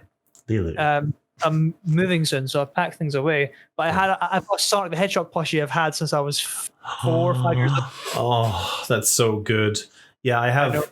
To shout in chat, yes, I have many plushies. I have a penguin that I've had for about 15, 12 years, something like that. I love more than anything in the world. Dude. And many other plushies. So some people ask questions about Pringling. My joke for this was going to be to avoid talking about Pringling entirely. That was going to be like the anti-April Fool's joke. I love that. But we should touch on it very briefly. How's the reaction to Pringling made you feel? Oh my god, I don't even know, man. God, it's funny. Like, I've seen so much mad stuff out of that. It's what I enjoy about it is people ran with a goof and kind of made it their own. Yeah. Which was very, very funny, and it was, I think people kind of took it in good heart. And obviously the entire notion of the Pringling thread was just kind of like to laugh at how unapproachable some of the arts can be, because people obfuscate the art sometimes, and this was all that was all it was ever about. It was like, oh, blah blah blah. Like, I think people can contextualize things in such a way that like it makes it difficult for people to understand, and that was the goof, right? Yeah. Especially not incredibly classically trained. I struggle with some artistic concepts as I kind of grew into the arts and the development stuff as a sculptor. It was something I wrote within 5 minutes before. Well, actually, I was goofing around and I was like pissing around, and then I was hanging out with Lindsay and we were just like hanging out for 2-3 hours or so, and then I was like, oh, I need to go play D&D. And I just had it in my thread. I was like, oh, fuck it. I just press enter and I just sent it. and then it just became this thing that just span out of control. It's glorious. And so that was funny. What's been funny is just watching people get either really upset about it or really just running with the goof. Yeah.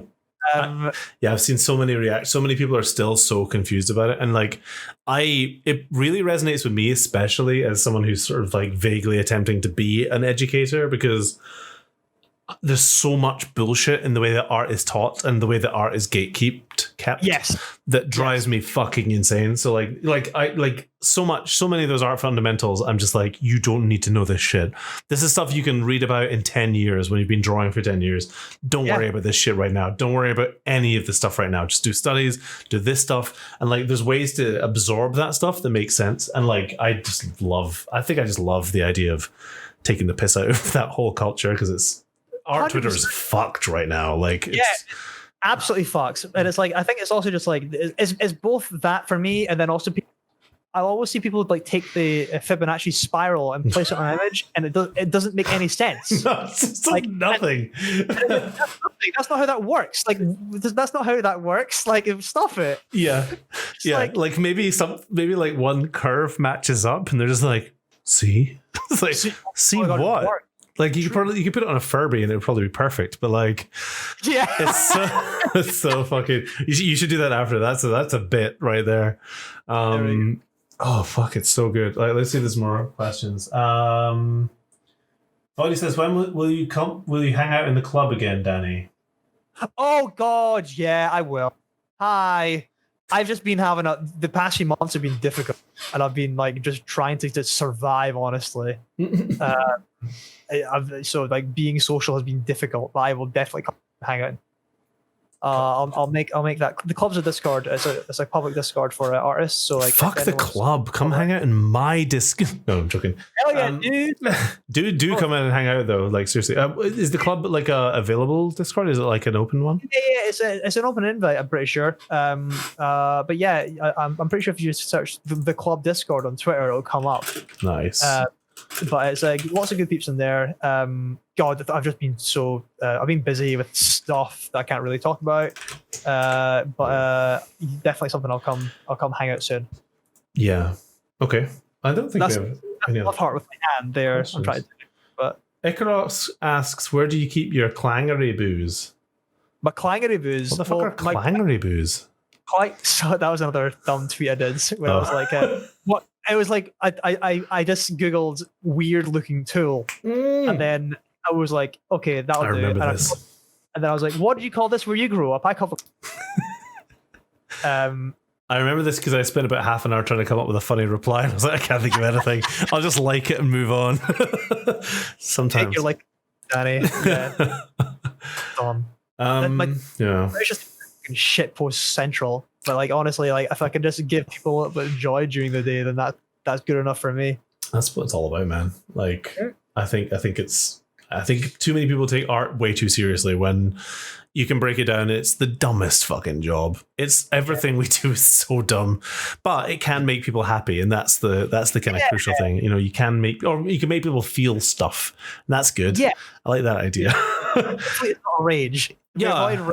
Well, a little rage is okay here and there. Oh, hello, Bilbo. Bilbo has said hello. He's here to say hello. Hi, if anyone's wanted to see the cat, here he is. Oh, a handsome boy. He's a little goblin, though. He's going to go down there. Cute. Well, I mean, I think that pretty much wraps it up, honestly, for this one. Yep. Do you have anything you'd like to plug? You want to send people your way? You want to do a cool... What do they do at the end of podcasts? I don't know. It's a cool thing. I haven't really had... You can follow me on Twitter. Dan, DANN_SW. I'll link it in chat. It was... Trans Awareness Day a few days ago. Yes. If you have the means, please donate to mermaids. Good shout. Who are a fantastic charity in the UK. Because we need in the UK, we need all the bloody support we can get right now for communities. So if you have the means, then making a donation is would be great. I'm trying to deal with this cat right now. Sorry. No. I'll put a link. I'll put a link in the description of the video as well once this goes live on YouTube. Do you want some whiskey? No. No, that was a candle, and like so he was getting his tail stuck in the candle. Oh my god. Hair was like going. This is Bill, everyone. So if you don't, you may have Bill already, but he's a little rascal of a cat. He's got some longy legs. Those are some really long legs. He's really slender because he's got a bowel disorder. So he's like he's a poor little puppy. Aww. But like he's fine. He's just really skinny. A weird, curious goblin. But thanks for having me on, man. It's been so much fun hanging out. Dude, it's been the best. Good. Yeah, thanks for having me, and thanks for joining us in the chat, everyone, with all your questions and fun observational points and such. It's been a goddamn pleasure, buddy. Everyone, go and make sure you're following Danny if you weren't already, and make sure you think about Pringling every night before you go to bed. God.